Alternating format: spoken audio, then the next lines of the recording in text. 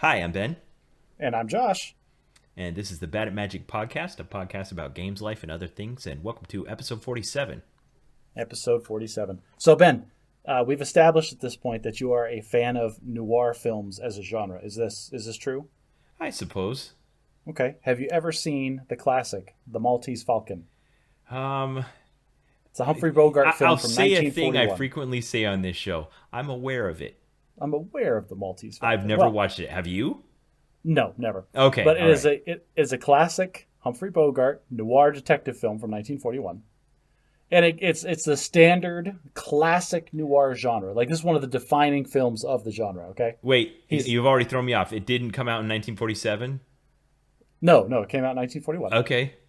So he's in his office. Beautiful woman comes in, hires him for a case. It's relatively simple and quick, but afterwards, his partner is murdered by some unseen thugs, and then he is accosted by somebody else to really get engaged and try to track down this what do you call that? Not Chekhov's gun, but the other thing, the who's it's or the unobtainium or whatever, the Yeah, thing that we need. It's the the Maltese Falcon. yeah, oh crap, we got to think of it. Like we can't move on until we know it. It's the MacGuffin.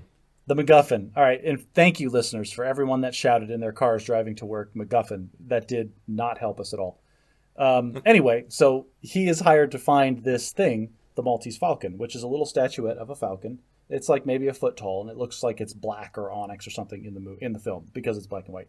Anyway, Humphrey Bogart was apparently notorious for dropping props. So they had to make Like Linus multiple. from Linus Tech Tips.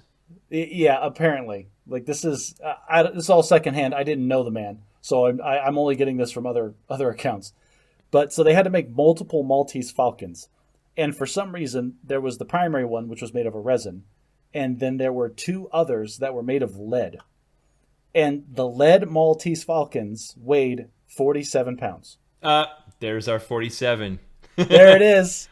Everybody that hung in there on the edge of their seats waiting for the 47. There it Awesome. is. Well, you can't, since you haven't seen it, you can't say if you recommend it or not. But I remember as a kid, whenever I watched Sesame Street, there was this bit where Kermit was like a private investigator, and he'd be in his office, and like some hard luck case woman would come in and ask him to take her case. And I think it was supposed to be, this. It was coming. It was a parody of this thing. Private eye in a black and white movie, and some hard look dame comes in looking for someone to take her case.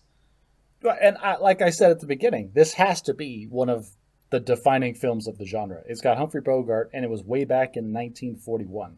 This is probably what people point at when they're talking about this. Man, this came out like right in the middle of World War II. All right. Well, I don't know if you've convinced me to watch it, but now I see the connection to 47. You're welcome. Well, speaking of 47, you had a great idea last week that it was about time that we provided some additional bonus content to our supporters on Patreon. So if you've not yet supported us on Patreon, but you're interested, now we've posted a third exclusive bonus episode. This one, Josh and I got together and talked about the ways in which smartphones have changed the world and what our decision calculus is for our next upgrade. Doesn't that just sound right up our alley? Some nerdy, esoteric, weird cultural phenomenon that we also then get to talk about our personal preferences. Like, if you're not chomping at the bit already, then I don't know what's going to get you more fired up, listeners. Yeah, or if you want a Bad at Magic challenge coin, I've still got those available to people who sign up at Patreon. I'll send you one of those as well. At the time of recording, if you're listening from the far future, they might all be gone. Well, speaking of luck and the far future, so over the past couple of episodes, we've kind of relived the fact that Josh had been chomping at the bit for a long time to get a new video card in his computer, which led to this chain of events that caused him to completely do a rebuild as well as an update. So he posted a great article on badatmagic.live as well as a video on our YouTube channel. And there was something I wanted to point out about all that I think you'd kind of missed. Okay. So I did some research on it, and you got the video card at a time when they're really hard to come by through what's called the Newegg Shuffle. And when I looked up the Newegg Shuffle, I found out that the odds of actually having your name drawn in the daily Newegg Shuffle are really low. Like, there's a lot of people competing. Yes, these are very high demand things that people want. Did you know that? Did you know that you were more likely to get struck by lightning than you are to win the Newegg Shuffle? I didn't know those were the odds. Now I did one day. I don't know how I did it, but I was clicking around through their system and their interface, and there was a graphics card that I wanted in the shuffle, and somehow I got the product page up through a different portal or whatever, and it actually showed the quantity that they had in stock, and the quantity was 2. So there was, I knew that there was hundreds of thousands of people probably logging into this thing every day, Right. and they had 2. So the fact that I was actually selected was super exciting, and I'm very happy to have the hardware that I got. 0.001%. Now I will say they forced it, they bundled it with a motherboard that I did not want, but it was better than my current motherboard. So what am I going to do? Just put that in a closet? No. So I had to buy. So then I had to use the new motherboard, but it wouldn't fit in the old case. So I had to buy a new case, but that case has got bad airflow, so I had to cut holes in that case. Like, it turned into this whole thing just to try to get the one thing I wanted. And it made a great video. Now, you got lucky that the motherboard worked with your processor and you didn't have to buy a new processor. Well, I wasn't going to do that because processors are also on short supply. Those are things that are also on the Newegg Shuffle. It didn't work. Didn't know if it was going to work or not. You thought it might not. I was like 75% that it would work. It's not officially listed on the motherboard support, but a ton of people on the internet were saying, yes, they just don't list it because it's so old. It was made 2 years ago. Why would they list processors that are 2 years old? Nobody uses those anymore. I know, right? But it does work, and it's wonderful, and it's in a smaller case, and I'm using it right now, and it's great, and it makes me so happy. Great. Now, when I was working for the Ministry of Defense in England a couple of years ago, one of the things that I did was I was in a position where I was making decisions on behalf of the ministry as far as like adopting new technologies or buying new products or things like that, which frequently had people coming to me to either want to demo new things or try to get me. So I was really like looking a lot of things that were on the cutting edge of technology. And one time I got invited to go down to University College London, which is right in Kensington on like the museum row where like all of the great British museums are and stuff like that. So I got the Queen bought me a train ticket. I took the train into London, and then I walked this beautiful part of town down to this historic campus, and I got to go to the Data Visualization Laboratory at University College London as an honored guest on behalf of the Ministry of Defense. This job was insane sometimes, Josh. It sounds like it. So they met us at the door, and they were really excited to greet us and demonstrate what they were showing. So they took us up into the data visualization laboratory, and we walk into this room, and there is a bank of widescreen, high-definition computer monitors in basically 355 degrees around a center point, and it was probably 30 feet in diameter. Wow, okay. So imagine a 30-foot diameter wall of screens surrounding you. I think they were 7 or 6 high. So imagine 6 monitors high and then all the way around you in every direction except for a little gap for you to walk into it. This sounds a lot like that really lame ride they used to have at Disneyland where they filmed a bunch of like nature scenes in 3D or all the way around in 360 degrees. Yes. And that's all it would be is just a curiosity, except for the software behind it. Okay. But tell me finish describing the ride at Disneyland. I was just going to say, looking back, that was a ride for the parents to be like, no, everybody be quiet. We're going to stay inside in the air conditioning for just 10 minutes and watch a little TV clip that goes on, and I'm just going to sit and rethink my choices as an adult. Yeah, that's exactly what it is. It's very high capacity. You don't got to wait long. You can just walk in and then you can look anywhere you want, but the kids got to be quiet and not go anywhere. And it's inside and it's air conditioning and it's just let's just stop for like 5 minutes. Yeah. So running all of these displays we were surrounded on were a bunch of computers that could do different data visualization things for apps. For instance, one of them was like a real-time display of like all of the transit systems in Singapore, which was really cool. For whatever reason. But the reason I was thinking about this, the one that they were showing that was the most fascinating to me, was a real-time visualization of the Bitcoin. What's the data file called? What the Bitcoin data file? I have no idea. Are you talking about the actual hasn't. value of the currency or the hard code that is behind it? So the way that this protocol works, where Bitcoin Oh, blockchain. blockchain, the way the blockchain works is that there is people that think of cryptocurrency aren't understanding if they think of it the way you would have like a bank account and you would wire money to people, because there's a fundamental thing that's happening underneath the surface that people don't understand, that's also revolutionary about Bitcoin and other cryptocurrency. That is, when you are interacting with any traditional banking electronic transfer of currency, it's centrally adjudicated. There is an authority. They own the servers. They have administrators on the servers, and they could do things. For instance, they could move money out of your account without telling you, because That happened to you they once. own the computers. They control everything. Right.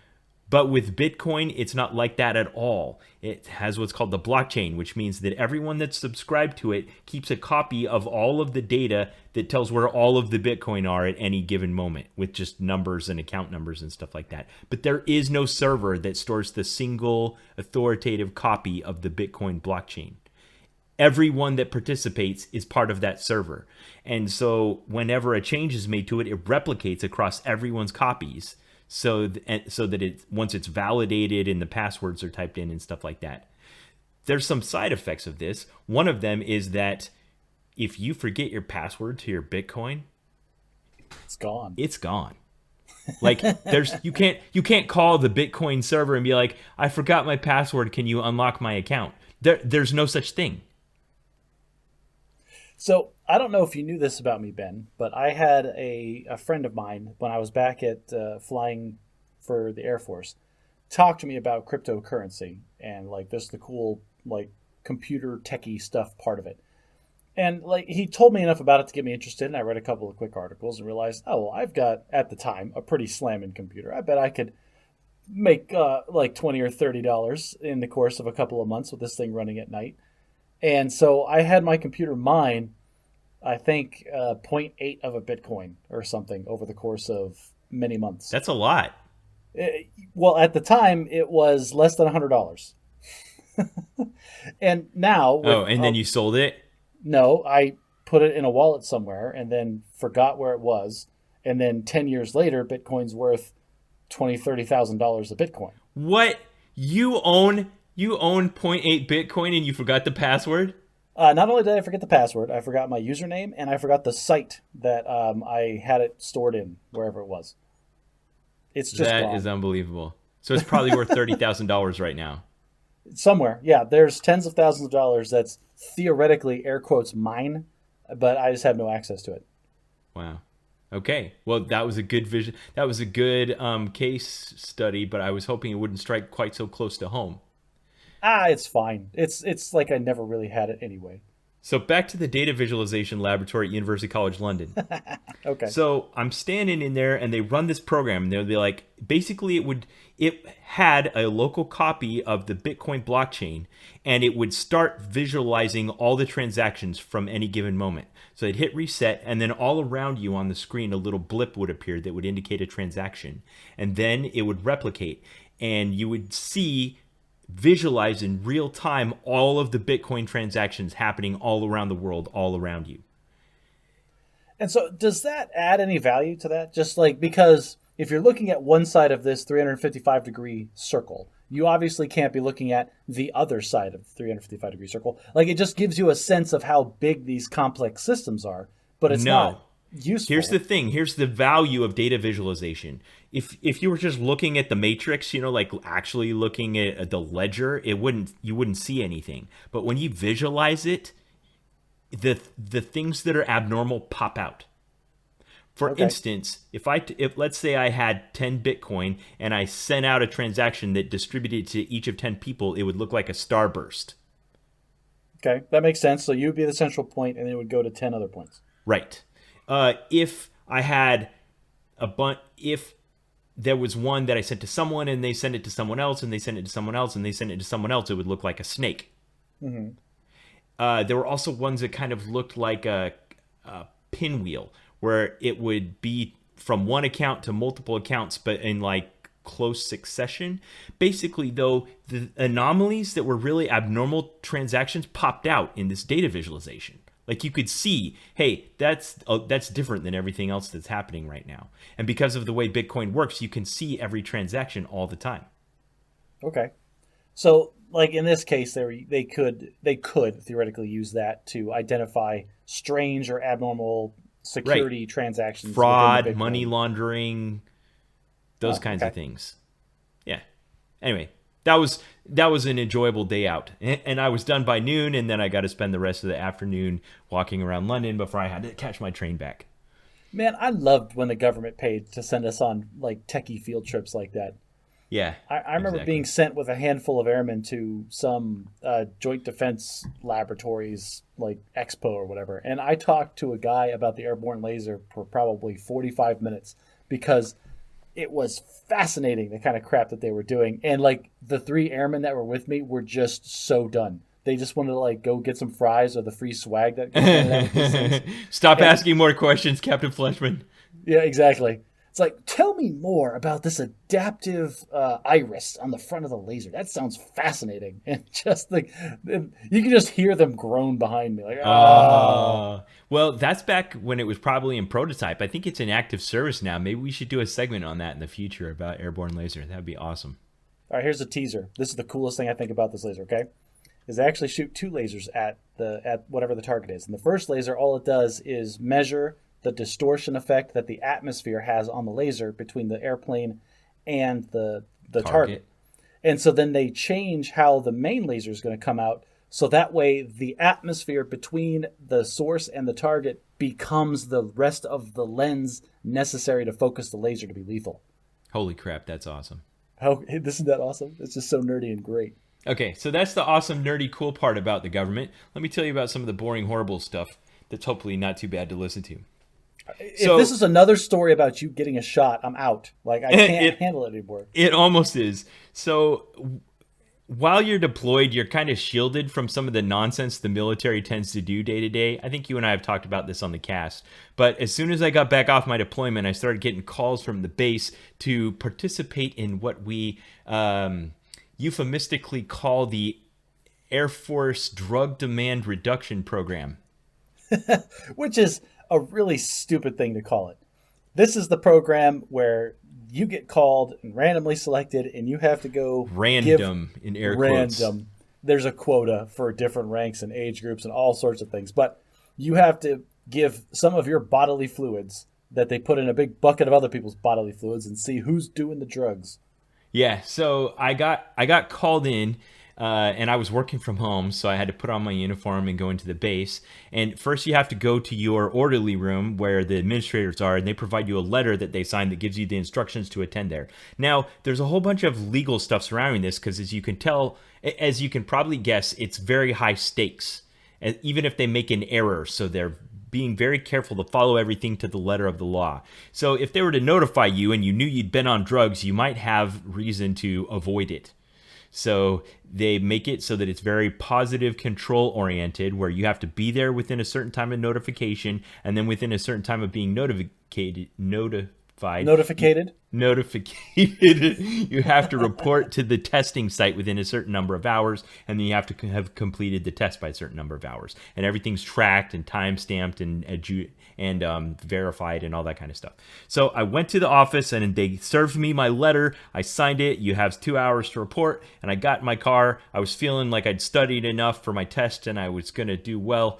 And I drove to the clinic and I was sitting in my car and I picked up my phone and the sirens sounded.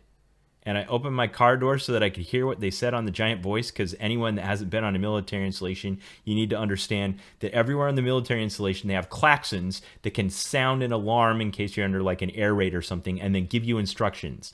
Most anywhere you go, you can't really understand the voice. They do okay to try to make it so you can understand it. And the voice said, exercise, exercise, exercise. Oh, active shooter. Lockdown, lockdown, lockdown. So I have not yet made it into the building, and now people are running around locking all the doors. And I've got to pee. And I've got to pee because that's how I studied for this test. And I'm like, you gotta be freaking kidding me. Now, there's a tension here that you probably understand intuitively right away that other people might not understand. So here's the tension.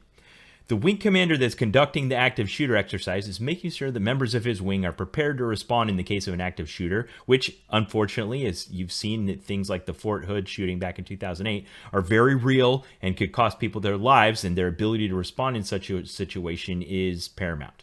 So that's very important to him. However, this paper that I've signed that says I have a certain number of hours to report to this clinic before it doesn't have any allowance for an exercise. Oh, yes. Big Daddy Air Force does not care that you were locked out of the building because of a base-wide exercise. If you didn't pee on time, sir, you are at fault, and it is your fault. There's no one else to blame. There is no such thing as mitigating circumstances. You're going to get pulled and chewed into this machine. You nailed it. And not only that, but this isn't like other kind of trouble in the Air Force. This is like the you need a lawyer kind of trouble. Because if you don't pee in the cup in time, they're going to assume that you were doing drugs. Because, of course, that is the only explanation for you not making it on time to that test. So I'm walked out of the building, and I'm kind of... And part of me wants to just go be like, okay, I'll just go sit in the car until the exercise is over. But it just started. And I don't know how long it's going to take them to do their active shooter drill. And fun thing about base-wide exercises, they can last anywhere from an hour to a week. Right. So I'm sitting there and I'm like, I'm just gonna go. I'm just gonna take them on because I have like the law on my side. I hope.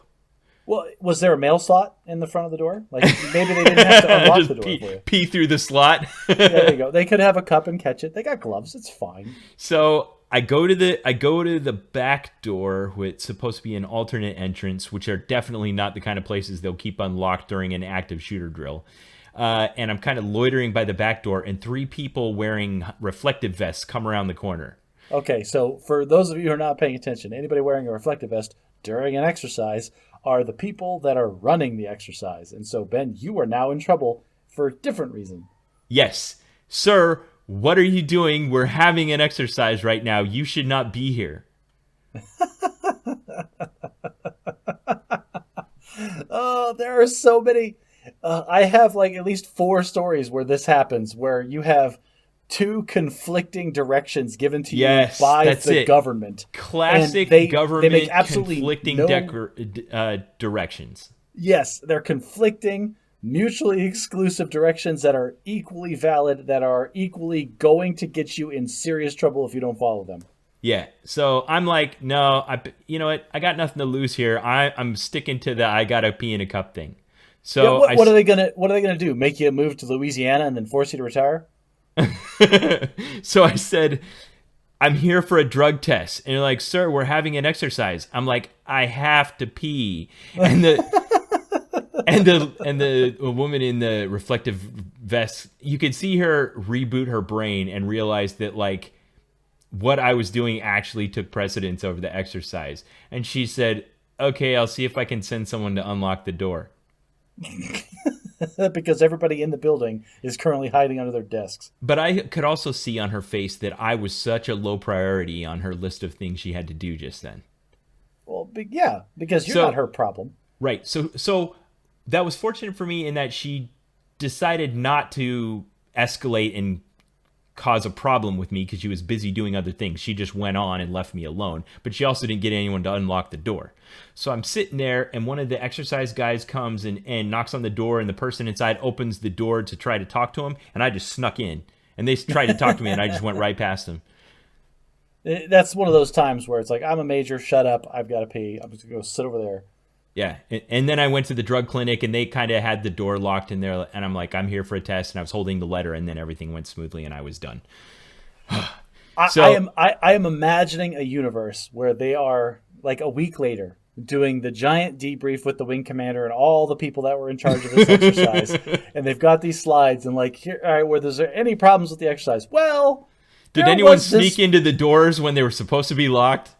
Well, there was this one major, and I imagine this person clicking the slide, and it's just a picture of you looking dopey hanging out by the back of the building, and there's an audible groan like, not this guy again. Yeah, so I thought it was over. Then Monday at 2 o'clock, I get a phone call, and I look at my phone and I see it's the orderly room again. And I pick it up and I'm like, hello? And like, Major Rich, you need, and you understand, they don't tell you you're getting selected for the drug test. They say, you need to come into the office and sign for a letter. Yes, and that is, what's funny is that those are the only letters you have to sign for. Right. Like, there's only one thing that means. It's the worst kept secret in the military. Like, if you get this phone call, you know exactly what's going on. So they call me at 2 o'clock on Monday and say, Major Rich, you need to come in and sign for a letter. The first thing out of my mouth was, I did this a week ago. I already got this letter. Check the dates. Yeah. And they're like, no, sir, you have to do it again. And I said, what time does the clinic close? And they said 3. I said, you understand that it's 2. By the time I come in, it takes me a half hour to get to where you are. By the time I come in, get the letter, and go to the clinic, it may be closed. No one cares. The government does not care. Obviously, you are a drug addict if you can't get there in an hour. Well, actually, they were outside the window of when they could legally tell me to do it. And I pushed them back a little bit, and they gave me till the next day. I did it the next day. So I am now double free from drugs. Thank you, Air Force. Well, you had that whole 24 or that whole 12-hour period, which you could have gone and done some drugs if you wanted to get kicked out that way. Well, I wonder if that happens. I wonder if people get a drug test and be like, all right, I've been tested. Now I can go on a bender. Well, do you know what actually, this is a thing. I have heard that if you are drug tested, you have a higher weighted average to be tested again within the next 30 days for that exact reason. First of all. Second of all, though, I will say that I have heard some of the background stuff is that the Air Force doesn't want to pay for individual drug tests for the hundreds of people that it tests every week. Yes. So they take large batches and kind of pour everybody's bodily fluids into that bucket that I mentioned earlier. Yeah. And they test and the then whole if bucket. It pops hot, then they got to go back and individually test every member of that batch. Exactly. But the problem with that is there is a possibility that by that time it has worked its way out of your system. Yeah. Yeah. So they're in a hurry to do it again, I guess. Yeah. So it's possible that somebody in your first batch actually did pop hot, and then you had to go do it again just to make sure that it wasn't you. Well, and I texted you and told you I got karma for giving you a hard time because you'd said it previously on the podcast that you got picked like 4 times in 6 months. Yeah, I was drug tested at least once every 6 weeks for the entire time that I was at the 82nd Comm Squadron. Okay. Well, you had a healthy helping of government bureaucracy this week. I understand you took your CPA exam. I did. I did take my CPA exam, Ben. I can't talk specifically what was on the test. I agreed on this very official-looking screen that, yea, verily, if you discuss any of the contents of this test, you could forfeit your right to be a CPA. You signed an anti-cheating non-disclosure agreement. Okay. Yeah, that's what I did. Yeah. But it was this is the first of 4 tests, and I'm totally on the fence. I have no clue if I passed or not. When will you find out? Mid-June, I will find out. And so until then, I don't know if I passed, so I can't really study for the next test. But I don't know if I passed, so I can't really keep studying for this test. That could possibly be a waste of time. So I'm just going to enjoy the next couple of weeks and not study for 2 hours a day every day for my life and get burned out anymore. I'm just going to relax and enjoy this time that I have. Once you've taken the first one, do you have a certain amount of time to take the rest of them? If you pass, the first test that you pass starts a 2-year clock. And then you have to pass the other 3 for it to be valid. Okay. So when someone gets CPA behind their name, it means they passed 4 tests within a 2-year period. And I will tell you right now, Ben, that CPA means something, at least when they got it. Obviously, there's diminishing returns and there's that long tail that happens. But you have to do continuing education so many hours a year to maintain the certification over time. But I will say this is one of 4 tests. I elected to take the hardest one first. It's about financial accounting and reporting. And I'm not kidding when I say this one test, studying for it was like retaking my entire graduate school degree within the 6 months that I spent studying for it, because it covers everything. And it's no joke. One question on the test can be about how cash flows, and the next question can be about how the government accounts for building bridges. It's just all over the place. Okay, I got a question for you about this. Okay. Is part of the degree of difficulty you're assigning to this your diminished mental capacity that it's come with age? What if you were doing this when you were 23? What if I was... first of all, I'm insulted that you think I'm not as sharp today as I was when I was 23. Come on, man. I'll have you know. I will. There's probably more on my plate. I am taking it more seriously. So I don't know. It's a trade-off thing. Everything is a trade-off. I am taking it way more seriously now that as an adult, as a professional accountant, as a provider and a husband that realizes that I need to progress my career and continue making all that bread so I can pay for my kids to go to college and all that.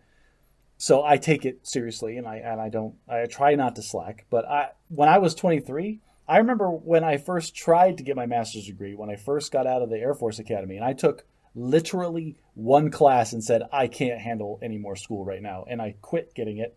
And then I didn't try to get it after that for many, many years. Yeah.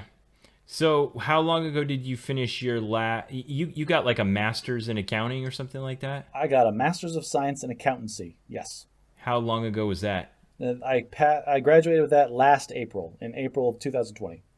Okay. Is the amount of time you delayed from graduating that class and taking this exam because of COVID? No. The amount of time I took, first of all, from April till about November, I just was slacking because I just come off of 2 years of doing grad school every day after work, and I was burned out. And then from November, I originally, so it's this long process. You have to sign up with the National Accountant Board, and I really should know the name of it, but I don't off the top of my head. There's so many different boards, and this one is the one that tracks like all of the applicants. So first of all, you have to apply to your state board with its giant application, and they have to sign off and say, yes, you have the education and the background necessary to be a certified public accountant. They send your application to the national board. They do the same review, and they come back and tell you, yes, you are allowed to take the test. And then you have to apply and say, okay, well, I want to take this test, or I want to take these tests in particular. And then they send you back a notice to schedule. It's like, okay, we have authorized you to schedule the tests that you specifically requested, and you have to take them in the next 6 months. And so I applied for that back in December of 2020, and they gave me 6 months. And originally, I was planning on taking the test in April, but I didn't schedule it because I had I had up until like the end of June to actually schedule the test. But I didn't actually schedule it because I just wanted let me do like a month's worth of studying and see how I do, because I did pay for one of those super advanced study programs that like tracks your progress and tells you how far along you are for any individual test. Like you took practice tests or something? Yes, they broke it down. They sent me 4 textbooks in the mail. They have an online thing. It's great. But this one textbook per test. And it's not like one of those textbooks like you had in college or high school where you highlight one line out of a paragraph on a page. Right. Like this is every highlighted line out of every textbook from every accounting class you've ever had. And so every word of this textbook is critical to you passing this test. And so it's basically... It's shove this book into your head and retain all of it, because it's 800 pages. Yeah, some of accounting. Wow. So anyway, sounds a couple like thrilling reading, gripping. It's really not. A couple of months into it, I realized I'm going to need way more time than I allotted myself, and so I pushed the test. I actually did schedule the test because I needed a hard deadline to take it seriously, and I scheduled it for the end of May. And I thought to myself, well, that'll be fine. We'll be done with tax season halfway through April, and I'll have 6 weeks to like really focus and study up and cram right before the test. And then tax season got extended into mid-May. So that 6 weeks that I was planning to really knuckle down, I had 5 days. Life is what happens while you're busy making other plans. Right. Anyway, so I don't know if I passed. I'll find out in mid-June. I'm enjoying the downtime in the interim. All right. Well, I will follow up with you in the next episode we record after you find out the result.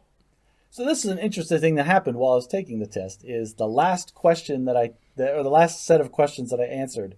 I just know that I tanked them because they were asking me very specific things about a subject that I did not have a very strong grasp of at that moment at the end of the 4 hours sitting in that room. And so now that has 4 hours. Yes, I could have taken a 15-minute break, but because of COVID and the lockdown pandemic, I wasn't allowed to use like the restroom or the water fountain, so I just decided to skip it and kept going with the test. Anyway, it skewed my whole perspective of the test because the last handful of questions I know I got wrong, and so now my brain can't help but focus on those as like the negativity bias. So I really think I might have bombed the whole test, but I can't. I really don't know because I can't trust my own feelings on it. Wow. Well, we'll be in suspense until we find out the result. I will literally dance a jig if I pass this test. You know, something you said about how hard it was and having respect for someone that is a CPA, meaning that they completed this at some point in the past, reminded me of this scene from Catch Me If You Can. And I've seen the movie and read the book. You know what I'm talking about? I do know what you're talking about. I've seen the movie. I did not know it was a book.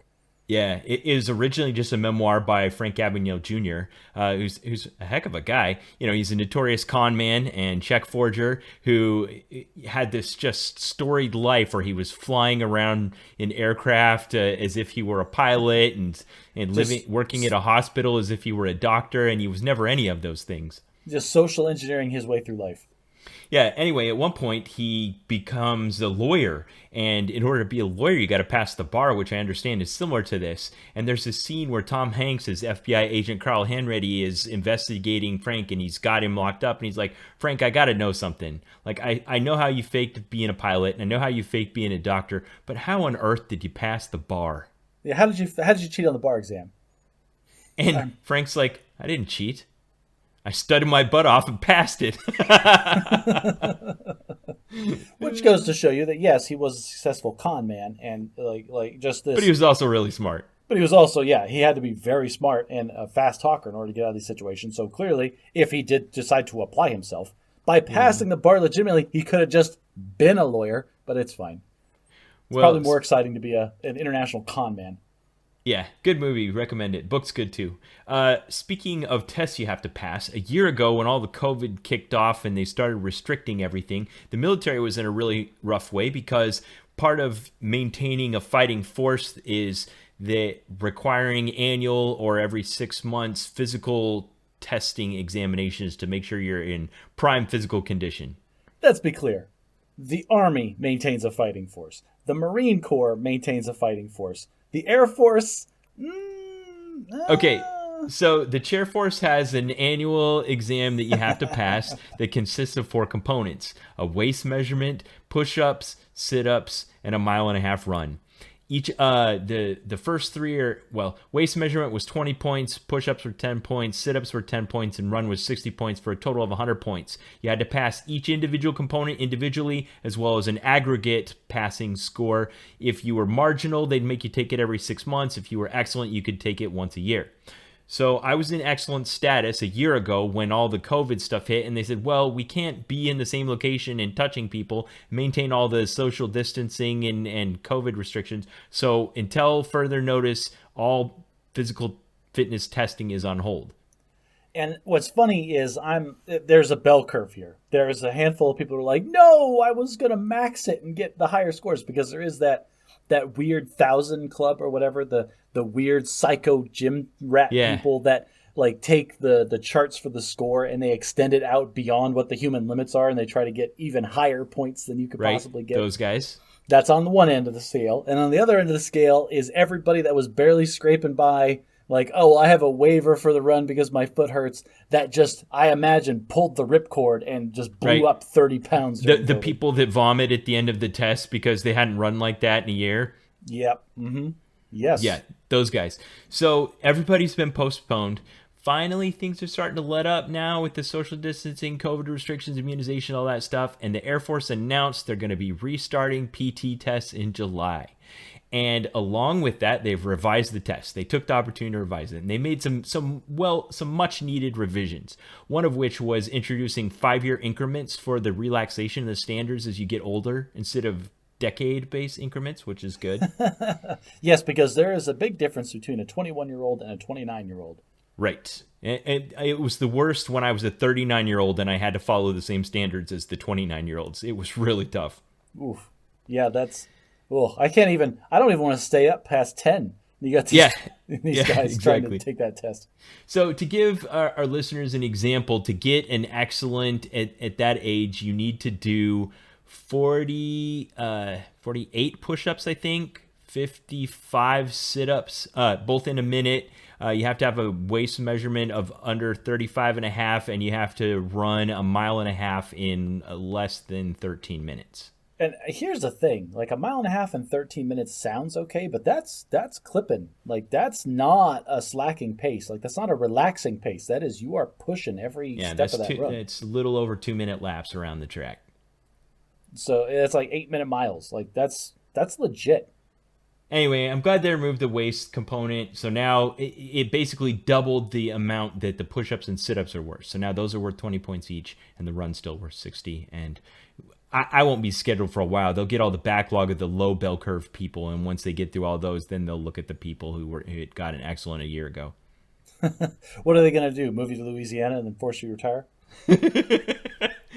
This needs to be a recurring theme. This needs to be your mantra, man. What are they like? What can they do? What can they do to me? Like you're scot-free at this point. I'm not yet in the scot-free window, Josh. The timeline for how fast they can accelerate and force you out of the military is faster than the amount of time I have left. That is absolutely not true. Because if anybody comes down and is like, we are going to kick you out early, you can just look them right in the eye and say, it's because I'm old, isn't it? And they have to freeze everything and start that discrimination investigation that's going to drag on for months. Or I could just stay fit and not get in trouble.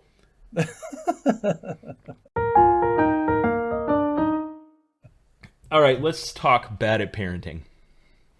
Bad at parenting. So who was bad at parenting this week? You, apparently. Oh, crap, it was me. Okay, well, I don't know if this is bad at parenting, but it fits into the parenting genre. So there I was, Ben. My wife and I, this is our standard, I was not inverted, but this is our standard evening. You're in the front leaning rest. There I was in the front leaning rest. I'm having flashbacks to the academy. Stop it. No. Our evening typically goes, we'll have dinner, we'll clean up the kitchen, we'll do stuff with the kids. Either we'll play some games with them, and then we'll read books and things. We're actually reading through the Willoughbys right now, and I love doing the voices for the Willoughbys. And the book, The Willoughbys, is hilarious. This is a side note for everybody. The Willoughbys is adding that to my reading list. Yeah, it's a Netflix movie that is adorable and cute. And I encourage people to read it, to watch it. But then my wife bought the actual book, The Willoughbys, and we've been reading it. And the book is different enough from the movie that it's interesting to read still, even though we know kind of what's going to happen. And it's just hilarious how terrible these parents are in this book. It makes me feel good about the way I parent my children. Like the parents go on vacation and then they send a postcard back saying, oh, by the way, we've hired a real estate agent to sell the house because we need more money because we want to stay on vacation.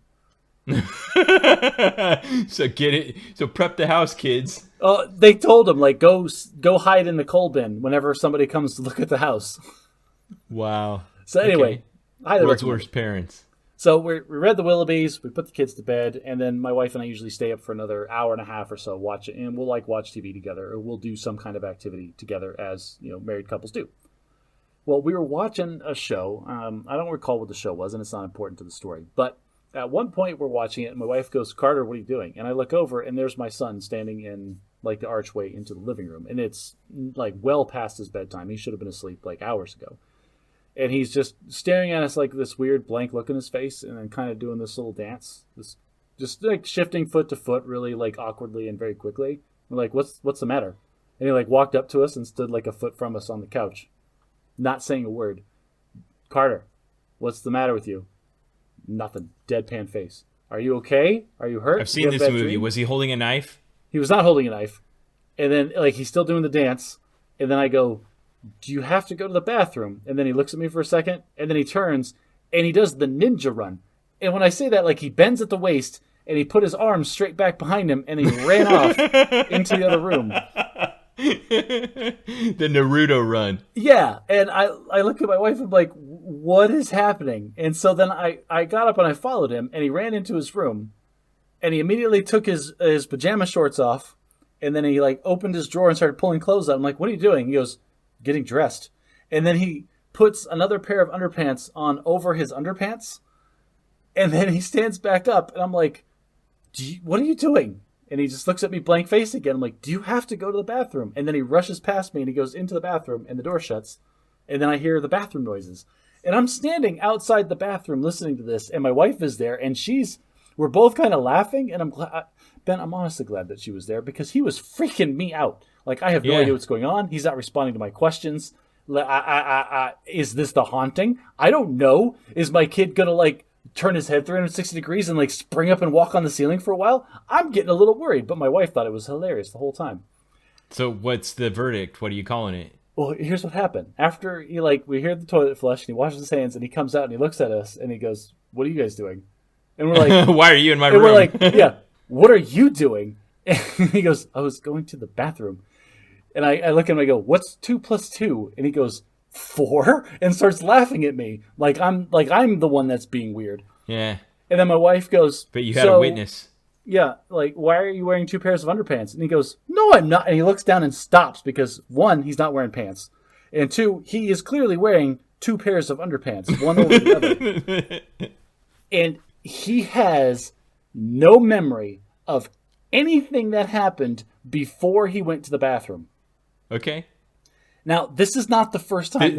Okay, I was going to say, is this the first time? This is the first time, like, he came out and, like, drew his attention to us. Like, there was another time before, and this had to be almost a year ago now, where my wife was checking on him and wanted him to come out of the bed and go to the bathroom for the reasons that you need little kids to get up and go to the bathroom in the middle of the night. Right. And she like came to me and was like, can you get him out of his bed? Because he's in a bunk bed that we built for him, so he's way up high and she can't really reach up there. And so I was like, sure. And I go in there and I shake him like, hey, Carter. And he like looks at me with that deadpan expression again, like, you need to go to the bathroom. And he like starts crawling out of the bed. And he crawls down the ladder and he gets to the base of the ladder and he stands there and he turns around and he looks at both of us. And then he turns right back around and starts climbing back up the ladder. And we had to like, no. And we like grab him and like turn him and like shove him into the bathroom. And then like muscle memory took over and then he did his thing. But so apparently I guess the punchline of this whole thing is my son sleepwalks. Yeah, well, okay, so apparently there's something about the human brain where like the part of your mind that wakes you up when you got to go to the bathroom doesn't wake you up all the way, because that's what's triggering it. Something. That is the thing that is getting him up and moving. But then I'm thinking what happened is he was going to the bathroom and then heard us watching TV. And then like his sleeping brain came over to see what we were doing. Okay, so I had only one of my 6 children do this same behavior you're describing. Okay. And it was the same kind of circumstances. And our first time as well, we were just mystified and couldn't figure out what was going on. We're sitting there, in the lovely hours after the kids have already gone to bed. He comes in the room with a blank expression on his face. We both kind of look at each other like, Jairus, what are you doing? Do you need to go to the bathroom? And then he kind of disappeared. And we hear him go into the kitchen and open the dishwasher. And I follow him in there and he's peeing into the dishwasher. I guess to him it was enough like going into the bathroom and opening the toilet. This is not what you were supposed to be doing, this son. So that was actually kind of a self-solving problem. Like, just close the dishwasher, run a cycle, and it was all gone. But after that, if we ever saw him up roaming around, I would bodily move him into the bathroom and make sure he was started before I released custody. Because clearly that's where he's going, or trying to go. Right. After this happened, my wife started doing all the things that good mothers do. I didn't. I just wrote it off as that was weird. Let's hope it never happens again. But my wife did the thing where she starts reading about it and figuring out, is this a problem? What do we need to look for? And they say, you're not supposed to wake up sleepwalkers. And I immediately discounted that. I don't care. If that kid's walking around with the possibility of peeing in a vessel that is not a toilet, I'm going to wake him up. You can add this to your ammunition now and be like, Ben's kid peed in the dishwasher. You want that to happen? And I'm going to do it. Ben's kid peed in the dishwasher, and I'm not having it. So, the punchline that I got from this is like, if we see him walking around and he's acting weird, shove him in the bathroom, and hopefully it'll take care of itself. The other end of it, though, was she's talking about like, some people can like leave their house or like start doing stuff. And I'm like, that's a problem. I don't want him. Does he normally leave the house? I mean, he hasn't for like a year now. Okay. But our house does have like really high child locks on the doors that we can activate. So it's just like a little metal flap that flips over and locks into so you place. can lock them in. So we can lock them in. And so I have been doing that at night, is locking in the main doors in and out of the house. All right. But as long as you didn't wander into the pool. If he wakes me up, and I think my kids know this, because if I wake up and my kid is standing right over me on the bed, I'm gonna punch him. And it's not because like I don't love them, but it's because I'm going to be terrified in that moment, and it's going to be fight or flight. Yeah, I've seen that video a lot of times on the internet. Well, on a more serious note, I am a little worried that like I'm going to hear rustling or some kind of rummaging. Like if he goes in the kitchen and starts doing stuff, like I'm going to come out of my bedroom with a pistol, because I do keep a pistol in a safe in my bedroom for that specific circumstance. You hear Don't point your gun at your child, Josh. Well, I'm not going to mean to, but if he's walking around sleepwalking, I'm going to think it's some meth head or something broken in a house looking for... who knows what? You see these now you can YouTube? add a possibility to your list of bad things that could happen, and it could just be he's peeing in the dishwasher. I was really looking forward to just flat murdering somebody that broke into my house, but now I've got to take the time to identify them and see if they're a threat. Like, I don't know, Ben. That sounds like a hassle.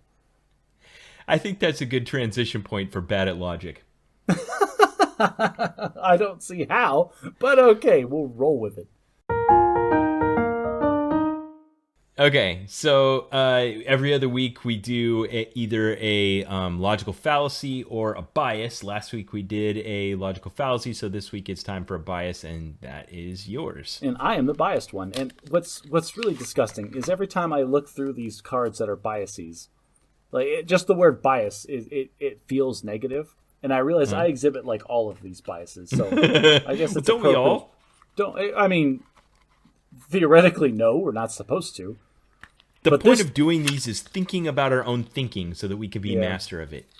And it is, like we talk about every time, like the key about this stuff is that it's almost impossible to identify in yourself unless you're really looking for it. And so I know for a fact this is something that I'm not going to say suffer from, but have experienced. Okay, so this week's bias is? This week's bias is declinism. And the description that's on here is, you remember the past as better than it was, and expect the future to be worse than evidence suggests it will be. Okay.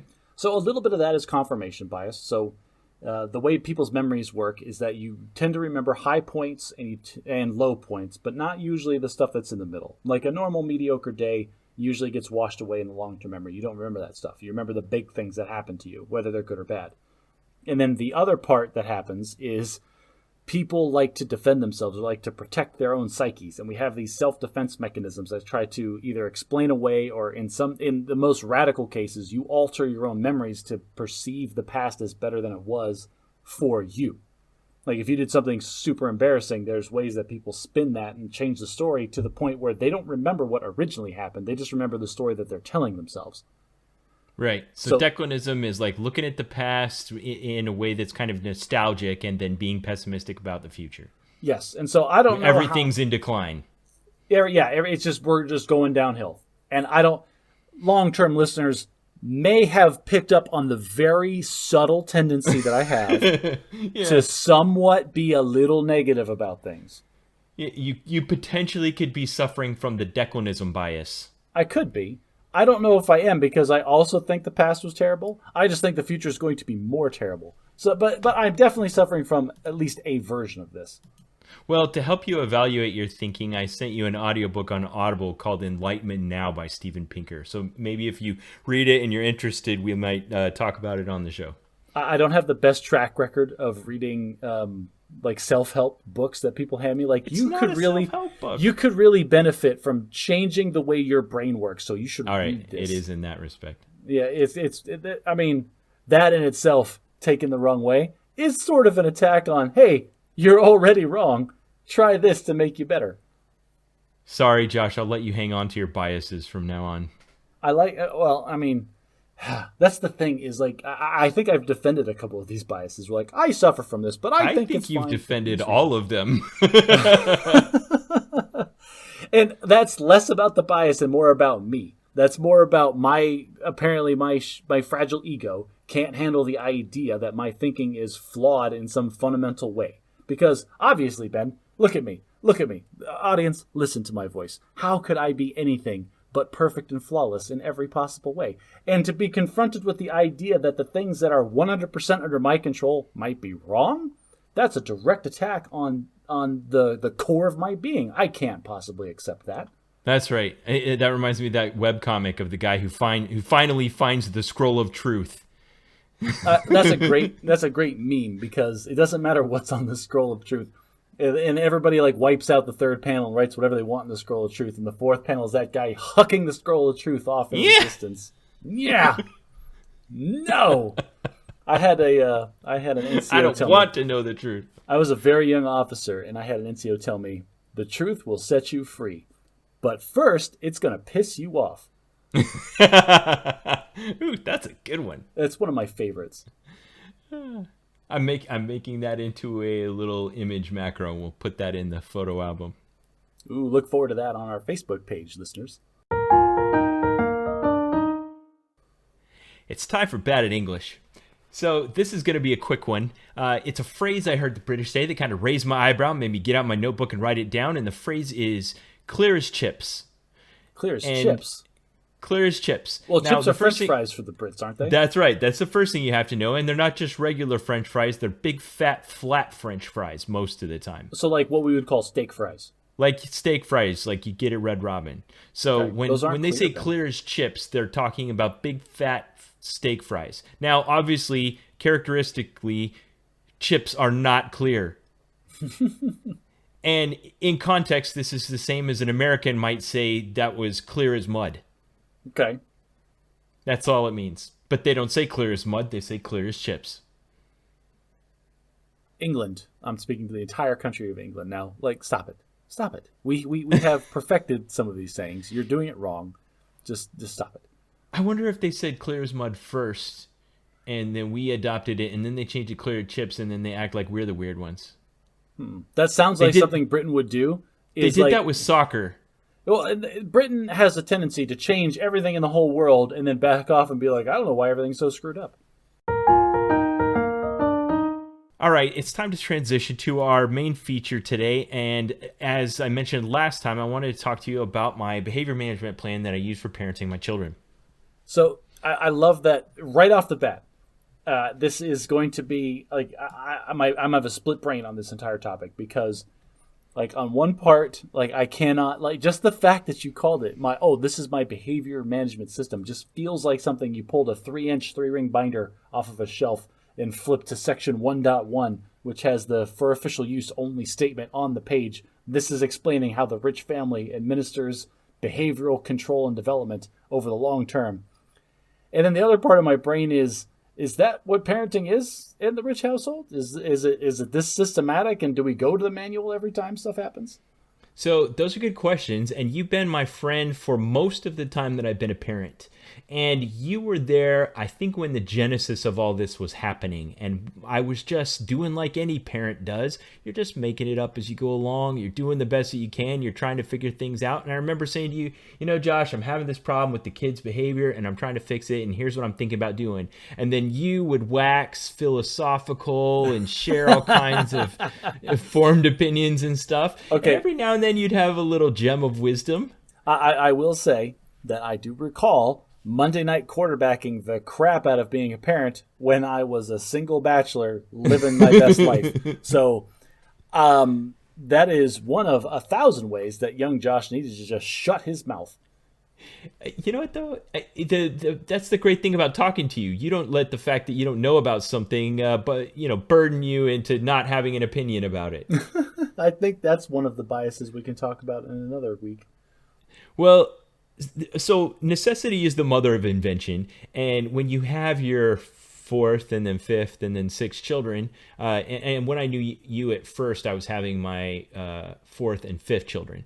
And the thing about that time period, when we had so many young children, is you transition from a man-to-man to a zone defense.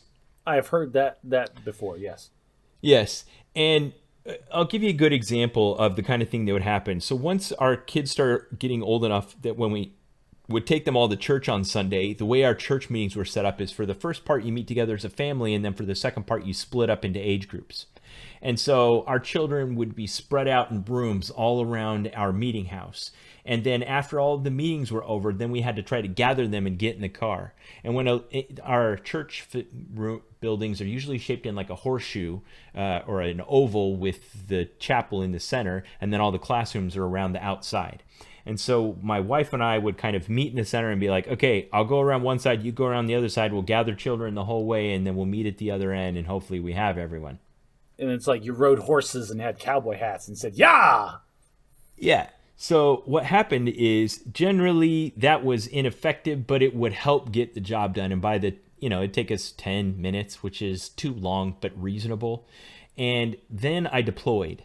And Alicia would still go to church and the children would still scatter for classes. But now there was just one person and she would go all the way around and not find one and then lose one. And then, and it would take her 20, 30 minutes. And How do you lose one?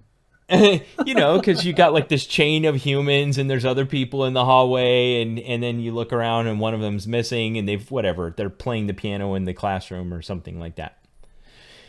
So she came up with a system where she assigned each of the older children to one of the younger children and made sure they knew where the younger children's classroom was. And then as soon as classes came out, the older child would go get their paired up younger child and bring them to the car. And her system was faster than two grown-ups. She implemented accountability buddies. Yes, exactly. And that lasted throughout their childhood. Then when we were on we go to an amusement park or go out for the day or something like that, the older kid, you make sure your younger kid has sign screen on or remembers a raincoat or whatever, those kinds of things. And it lasted and lasted. But while I was still there, it was like we were getting by well enough that we didn't have to come up with a system, and so we didn't. I mean, that makes sense. Like you said, necessity is the mother of invention. If you didn't need a formalized system, then why would you invent one? Right. So if you got an only child, you can just kind of make it up as you go along, do the best you can, and you don't feel a need. But once we started having our fifth and sixth children, we were like, okay, we got to come up with a system because we just don't have the energy, the time, or the resources to really be able to help make each one of these children become a better person. I'm glad you phrased it that way. Because down to 5 or 6, I don't have the energy to even teach this one anymore. Let's just have the older ones impart all the wisdom because I'm not giving that same spiel again. Yeah, we just needed what the Air Force calls a force multiplier. Something to take our skills and knowledge as a parent and multiply it on all of the children. So that's what this system is. It isn't like we sat down before we started having children, we wrote all this out in a continuity binder. That's not it at all. It's the first time something went wrong and we just didn't have the energy. We're like, okay, we need to make this more formal and make it more automatic so that we can still be good parents without everything falling apart. Is that the goal, though? Is that really the goal, to be good parents or to generate good children? Because those are different goals. Yes, so that's the first thing I want to talk about. So I'm going to touch on. Okay, so I got my bachelor's and master's in education, and so I've taken a lot of psychology courses, and I'm going to touch on some of the actual formal theories of psychology as I talk about this.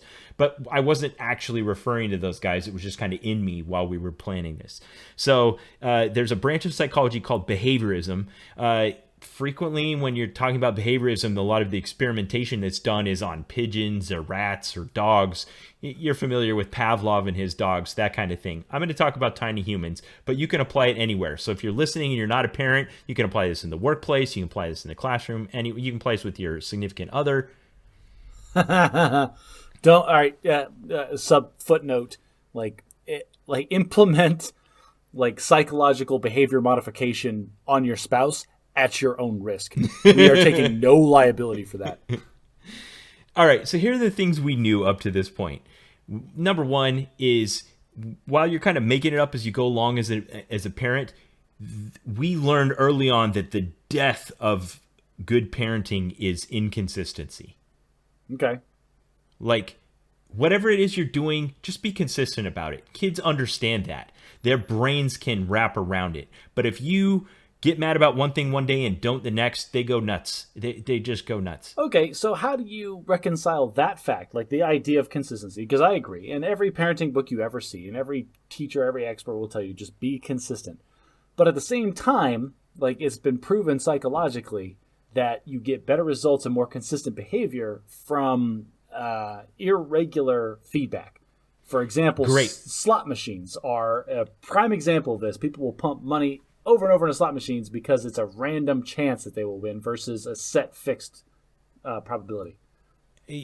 That's perfect, Josh. And what you're talking about is what's called the reinforcement schedule. And gambling follows what's known to have the reinforcement schedule with the highest cumulative number of responses, which is called variable ratio. And in variable ratio reinforcement schedules, you have reinforcement occurring on average for every n responses, but not always the same. Like if you're pulling the arm on a slot machine, it's going to reward you every now and then, but you never know how many times you have to pull the arm on the slot machine until it rewards you. That has the highest incident of increasing the behavior. Okay. So how does that reconcile? Until you run out of money. So how does that reconcile with your being consistent as a parent? I'll talk about it because we actually utilized for some of the things a variable ratio reinforcement schedule. Okay, before we move on, I have to say this was not scripted. Like I am literally like throwing these questions at Ben as they occur to me, and he threw vocabulary words back at me, and I'm just as astounded as you are, listeners. Like seriously, that was ridiculous. But please, Ben, continue. Very impressive. But a variable ratio reinforcement schedule is not inconsistency. Okay. It's consistency on a variable ratio. So the reward itself is consistent. It is just delivered, or the feedback itself is consistent. It is just delivered on a variable rate. Right. There's lots of ways you can be inconsistent as a parent. Like I said, it's trouble one time, not trouble the next, or say you're going to do something and don't. One that always comes to mind that I made a decision early on never do with my kids is make a threat to a child that you either don't want to or cannot fulfill. That one is a trap because then I've recognized that as a trap because I have done this where I will threaten my children with a punishment that I know full and well that I am not going to implement. Classic dad thing. Quiet back there. I'm going to turn this car around. Well, I pick up all these Legos or I'm going to throw them in the trash. And in the back of my head, I'm like, I am physically incapable of throwing away Legos. They are too expensive and I love them too much. But they need to like at some point if I hope you don't say that. Do you actually say that? I don't anymore because I recognized because I thought to myself like if they ever call my bluff, I'm really out on a ledge here.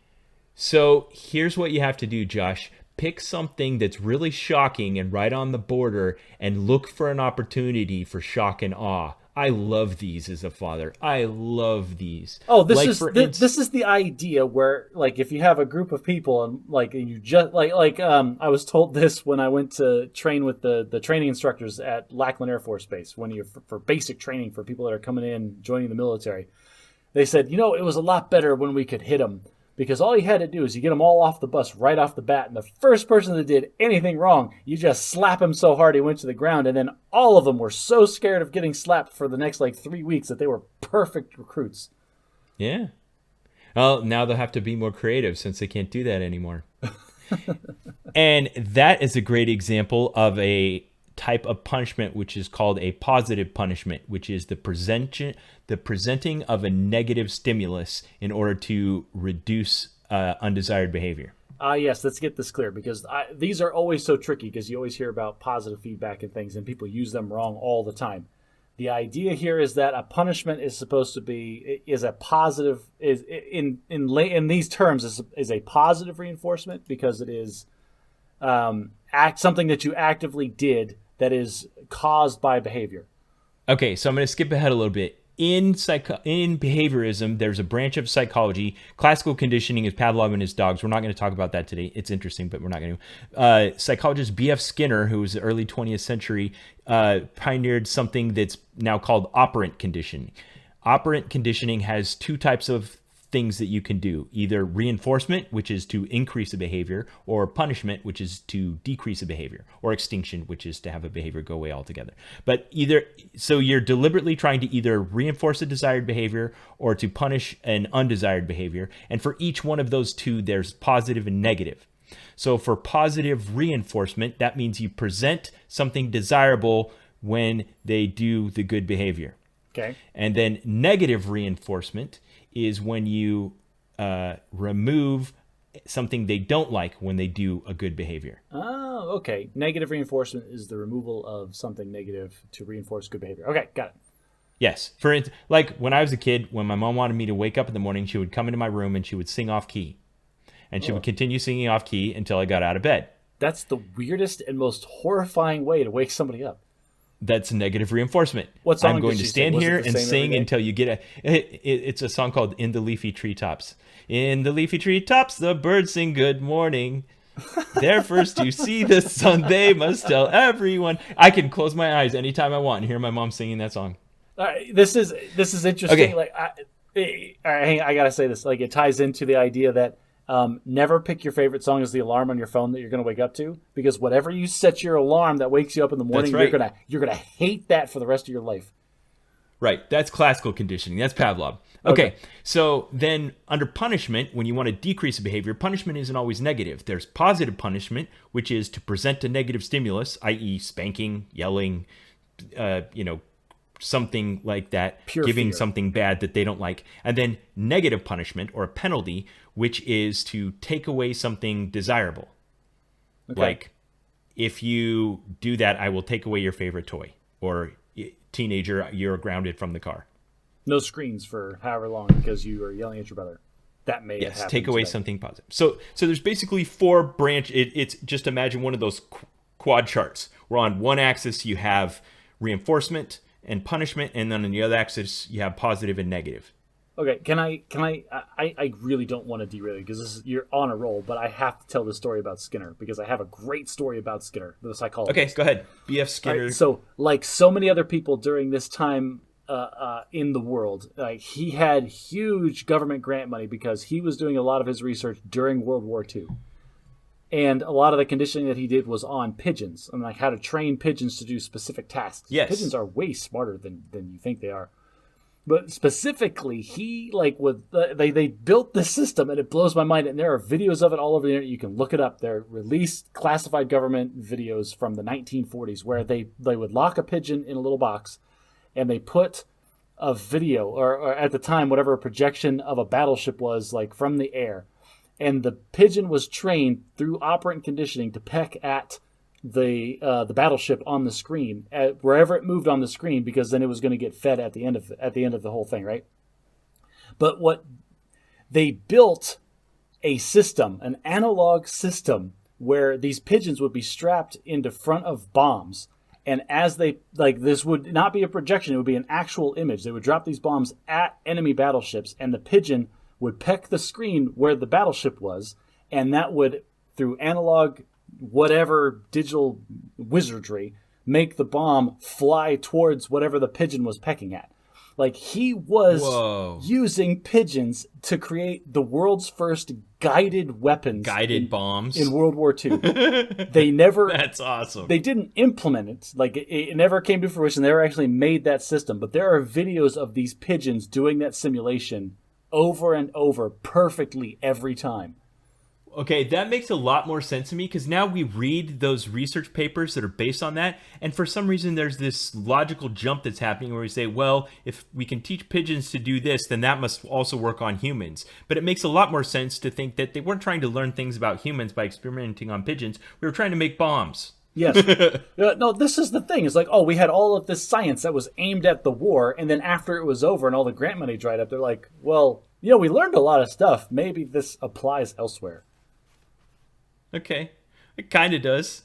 So I talked about, those four branches of operant conditioning, but I want to back up a step. There was another contemporary of B.F. Skinner by the name of Jean Piaget, and this is like the context. So if operant conditioning are the four things you can do: positive reinforcement, negative reinforcement, positive punishment, negative punishment.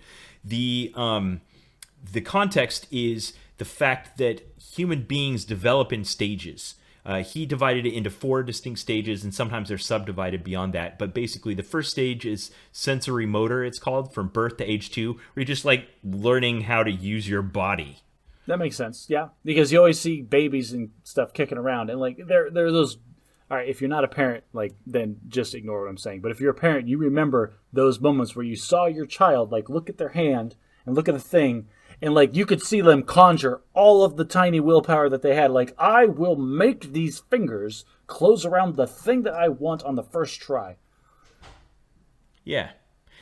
Yeah, exactly. So, and of course, you can't take someone that's in that stage of development and have them develop like complex morality based on knowledge of social norms and expectations and that kind of thing. You're just teaching them like, don't touch this, it's hot. Yeah, yes. And I recognize. Like, you are not mentally developed enough for me to explain the complex social behavior that you are exhibiting. You're just not allowed to point out people's features. Like, you're not allowed to call them fat, even if they are fat. You just listen to me, what I'm saying. I'll explain it to you later. Exactly. So the next phase from about age 2 to age 7 is called pre-operational. And they're starting to gain understanding of concrete concepts and object permanence and all those kinds of things. Then from about 7 to 11, the preteen years is what's called concrete operational. They're starting to understand societal interaction. And then the final stage is called formal operation from 11 till about 16 and on, where they're starting to understand, have the operation in their brain that allows for development of formal morality. Theoretically, hopefully people transition into that stage where they're thinking about bigger things. Yeah, and you could, kind of have arrested development and not actually make good progress in those kinds of things. So you had asked me before, like, what's your goal? What are you trying to accomplish? So I'm going to go back to something I introduced on this podcast in episode 2. You can go back and listen to it if you'd like, but this is what I call my unified parenting theory. My unified parenting theory is around the idea that I'm trying to teach my children to understand and take on responsibility so that they can be successful adults. Okay. So it goes in 3 phases, and these phases correspond roughly to Lawrence Kohlberg's stages of moral development, but they're in the context of my home. His stages of moral development are pre-conventional, conventional, and post-conventional. Basically, the pre-conventional phase is to either avoid punishment or figure out what's in it for me. That's like low level, just either don't get punished or get something good, which if you correspond that to B.F. Skinner's operant conditioning, that's the positive reinforcement and the negative punishment. Like either stay away from the stuff I don't like or get something I do like. Okay. So that's what's best for someone in those early stages. Then the second stage, conventional, is where they're starting to learn social norms, or they want to be a good boy, or they want to follow the rules, those kinds of things. Do they? Not all kids want to follow the rules. Not all kids want to be good kids. Okay, they don't. Okay, then we can also take the opposite side of that, is you don't want to be on detention. You don't want to go to jail. I mean, so either you want the good thing or you're avoiding the bad thing. Either way, we have both in society. Yes, I agree with that. And it's motivation that is implanted in the first stage. Like, is the motivation to actually avoid punishment, or is the motivation to be a good person? So as you'll see when I get to our system, we have both. And you can provide both as a parent. But that's what I'm saying. Like, as a parent, you have to be aware of how your decisions at stage 1 and the messages that you're sending at your kids will direct how they evolve into stage 2 and what their end goals end up being. Now, and then the last stage, post-conventional, is when post-conventional is when they're learning about the social contract and having a principled conscience, based on either deontology or on utility for what will achieve self-actualization or be moral based on their belief in higher power. I have to say, you've been going for like 20 minutes, and this has sounded like a very well-researched like TED Talks. Did you brush up on your psychology? Did you bust out a textbook and read a little bit before we started recording this podcast? If you haven't noticed, I like this kind of thing, Josh. You like this very much, and like I don't know, like if there's 2 levels of this though. There is the hypothetical and the theoretical and the planning stages, like what you're talking about. It's like, oh well, I planned my unified parenting theory on the 3 levels of this French guy's discussion of the development of the human psyche, and then there's where the rubber meets the road, and that is, hey, smack, stop stealing crap from your mother's purse. Okay, no, sorry.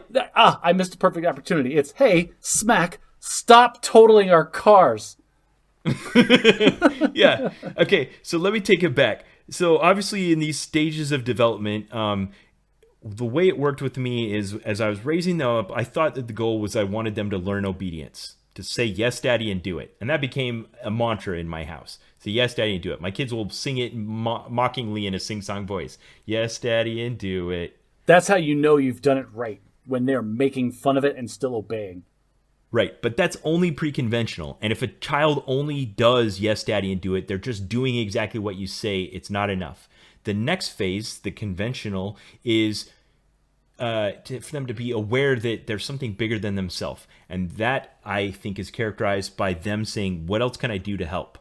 Still, they aren't the one deciding what else needs to be done, but the fact that they're recognizing that and asking and following up on them shows that next level of development. So I can tell a kid's advancing from the first stage to the second stage when they start saying, what else can I do to help? And then the third stage, the post-conventional, is for them to independently figure out what needs to be done and do it.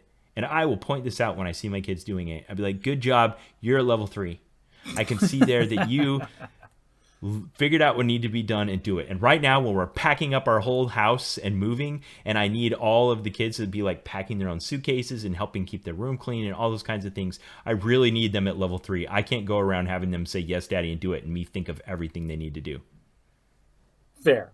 And I get that. Now, and you, like you said, you talked about that portion of it, at least in depth in episode 2, like those specific things that you want your kids to be at. But again, I've got a question, like the kind of the bigger picture here, because everything that you're talking about is action based. What are they doing? Like, do you have a formalized system for instilling some kind of what the motivation is, or what the underlying principles that drive these decisions are?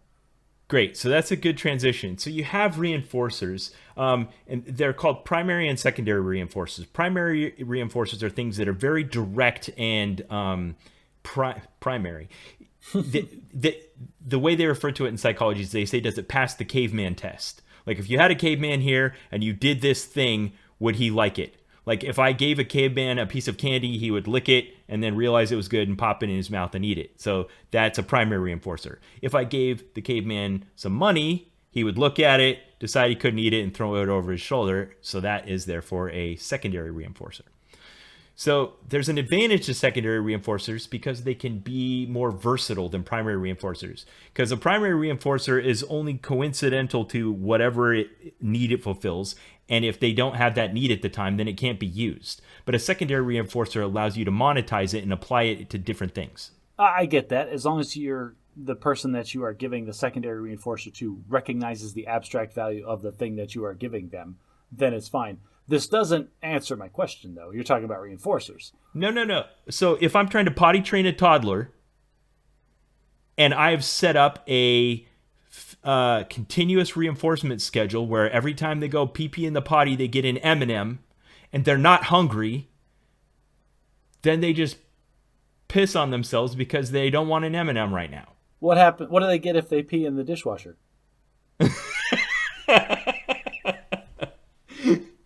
It can get a little bit complicated. They get cauliflower? It's cauliflower, isn't it? Okay. So consistency is key. First of all, that's the main mantra. And I tried to set up a secondary reinforcement. So here's what my wife and I decided to do. First of all, nobody really wants to do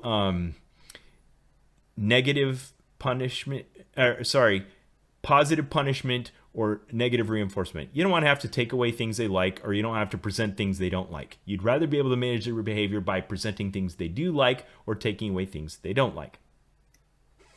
Okay, I can kind of get behind that. I'm actually a huge fan of the negative punishment. I love taking away things that they like because it's super easy for me to implement. Yes. So, and part of our system we built around that. So my oldest 2 sons, as they were starting to reach the age where they were transitioning from the pre-operational to the concrete operational phase, we recognized that we need to be more formal in developing their behavior. So we set up a system where we created tokens that were associated with these rewards and punishments. Okay. And then applied schedules to them. So here's what we did. First of all, we got them little like tin cups that they decorated and put their names and art on the outside of, so that they felt some type of sense of belonging to it. And then we put popsicle sticks in those tin cups. Now, we were using a fixed interval reinforcement schedule for what was screen time.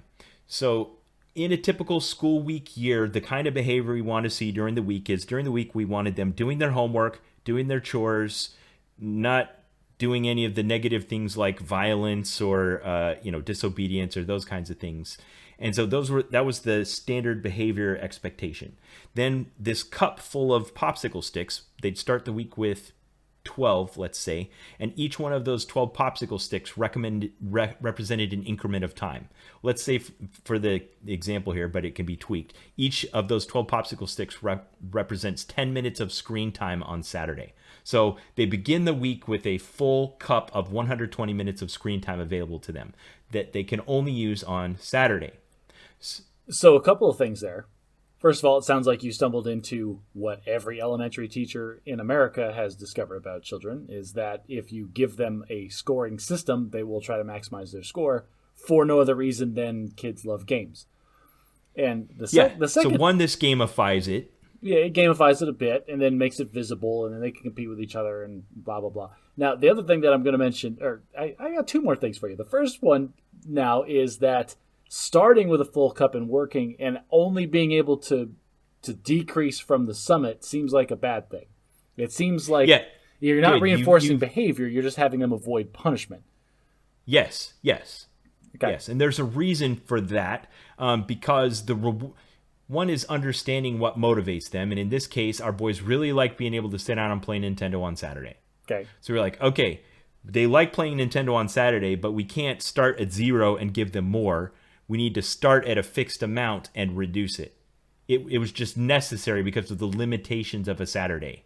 Oh, okay, so while I understand that, I'm going to come back to my core question, which is, again, this is driving behavior. Like everything that you've talked about so far is driving actions. Like, does the system incorporate like trying to instill good motivation for those actions? Do you care what's going on inside their head so long as they are behaving the correct way?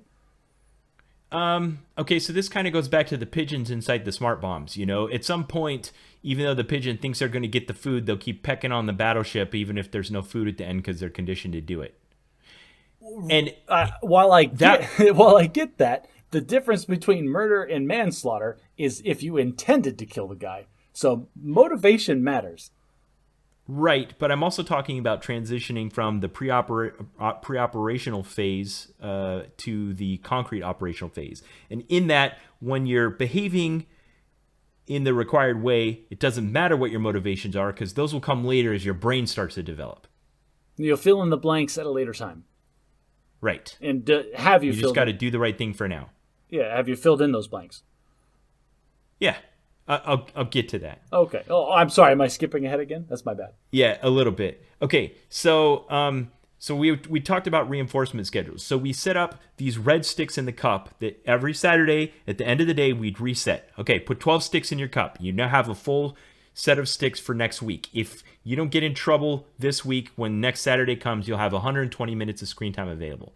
Then it was time for them to sit down and do screens. They would sit down, we'd start a timer on a recurring timer, and every time that it would beep every 10 or 15 minutes, then they would get up and go pull a stick out of their cup. The last time when they went up and there was no sticks left in their cup, then they were done.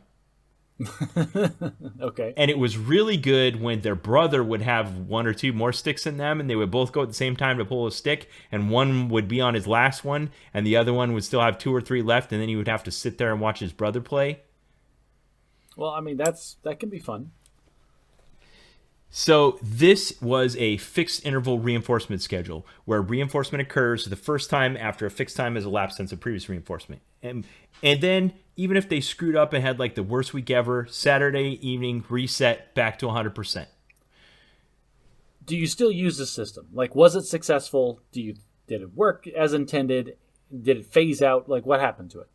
Okay, I'm going to hit pause on that question because I'm going to answer it when I combine it with a few other things. Now, I keep asking these questions that you are not answering. You're like, oh, I'll get to it later. Now, I feel like we're not going to get to it later. It's because there's other that's only addressing one portion of the behavior. There's other things we did. So another thing we did was we wanted to also have rewards they would get for good behavior that was separate from removing the positive things they wanted for bad behavior.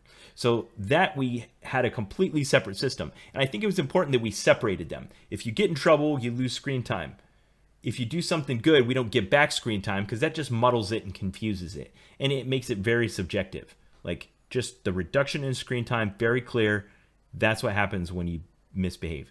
So we created what we called the prize shelf. The prize shelf was like the prize counter at Chuck E. Cheese. Again, this is like every elementary school. All right, sorry, go ahead. Okay, I get it. You've seen your kids do this. Have you done it at home? Yes, because it works. Yes, my wife implemented this last year in 2020 when we came in for homeschooling. And Ben, I don't know, like I don't have problems with my son for the most part. He's a goody two shoes, suck up firstborn, like we all are when you're the firstborn. My wife and I were both that way. But my daughter, Ben, sometimes I just want to pick her up and shake her and be like, "What is broken inside of you?" Not really. Like she's adorable. Never shake a baby. Not really. But like for example, she'll do something that I don't like her doing, and then I'll sit her down and like get eye level and explain to her, "You shouldn't have done this. Here are all the reasons why." And like her eyes are wandering and look around like, "Yeah, okay, I'm sorry," but. Yes, but she's 6, so she's still in the pre-operational phase, and you're thinking concrete operational. Well, I am punished. I am punishing you. This is your punishment, and this is why I am punishing you. I think it's important to do.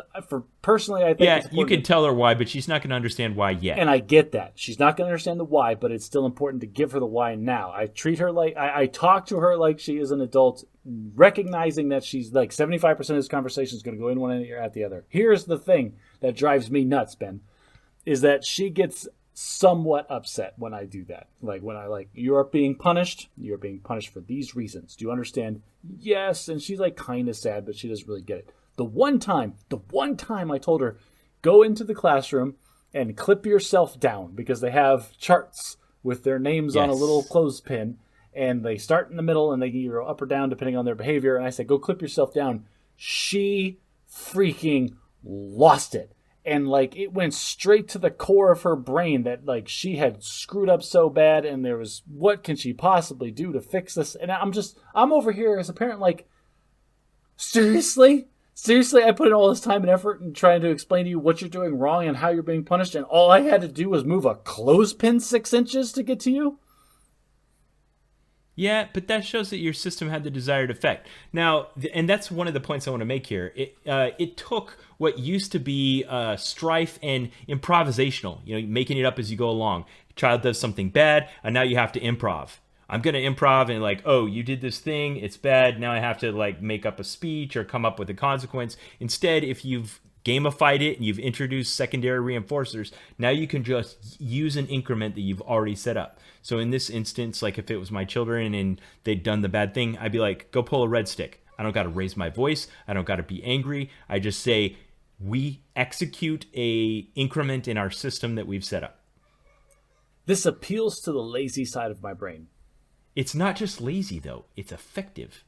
Wait, that's the best kind of thing. It does what you want it to do, and it's easy.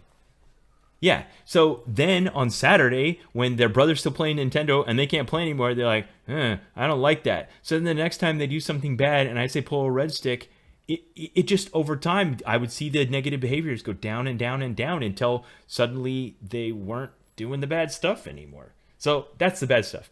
I was getting to the prize shelf, though. The prize shelf's something different. So the prize shelf, one, gets them involved. So what we would do is we would go shopping. We'd go to the toy store. We let them pick things in, the like $5 to $10 range that they want, candy or little trinkets or stuff like that. We put it on the shelf back at home, and we put price labels on them. And the price that we ended up settling on based on our family's like socioeconomic status and stuff like that was just roughly one increment. We called them clips. One clip was worth about 50 cents. So if they picked a $1 prize, then it would cost 2 clips. Or in other words, this thing that you picked out that's worth $1 sitting on the shelf, you got to do 2 good things to get that. Okay. And then we just define what the good things are. Here is what constitutes getting a clip. Doing your daily chore is a clip. Doing any of the things on this list of additional chores that aren't one of your daily chores are a clip.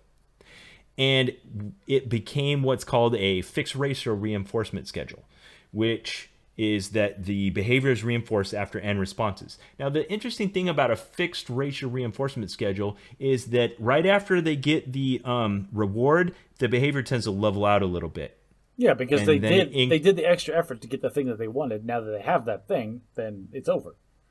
Right. And then they're like, okay, I want another thing. And then it starts to go up again, and it accelerates right before it. Like when a kid gets really, like say they wanted something that costs 40 clips and they're at 30, that last 10 will take a lot less time than the previous 30 did. They'll do lots of extra things. Which makes sense. Which is fine. I don't mind a kid having a flurry of activity to try to earn something on the prize shelf. Okay, so do you still have a prize shelf for your for like your adult children now? Does Kaya have the keys to like a VW Bug up on a prize shelf with a bunch of clip like price tags on it?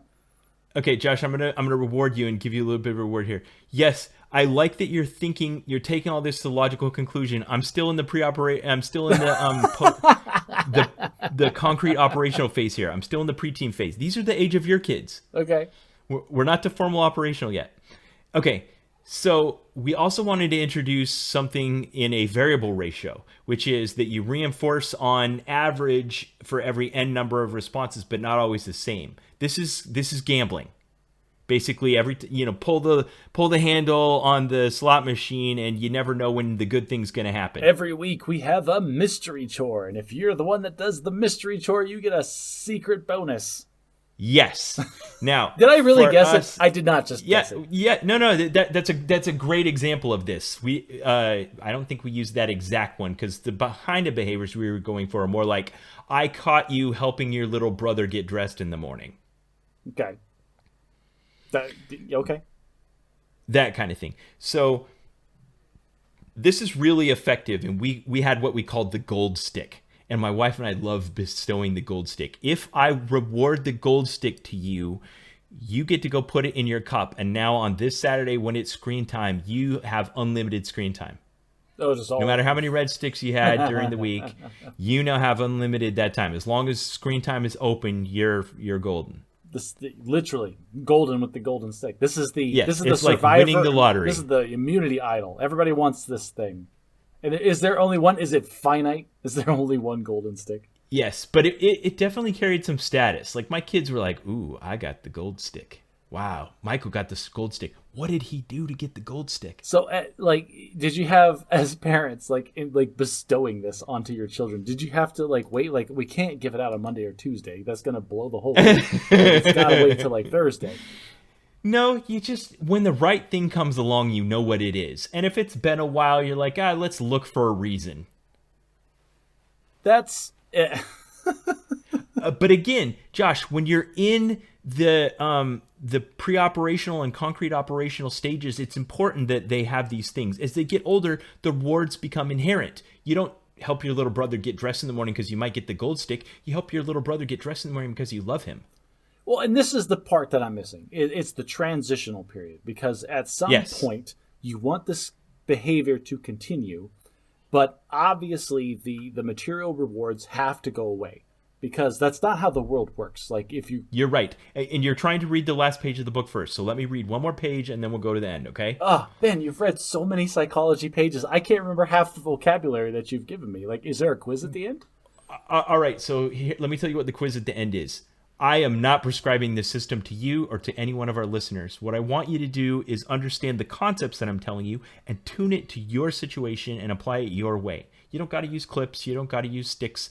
My children had these cute little baskets with clothespins in them, and whenever they would do a chore, they would take one of the clothespins out of the basket and clip it on the handle, so you could see this visual representation of how much currency that they'd accumulated. And then when they would cash it in, they would take all the clothespins off the handle of the basket, drop them in the basket, and get their prize off the shelf. But you don't need to do... I'm going to predict the future here for a second, because here's the thing. I'm a very logical guy, obviously. I'm an accountant. And so a lot of the aspects of what you're talking about appeal to me.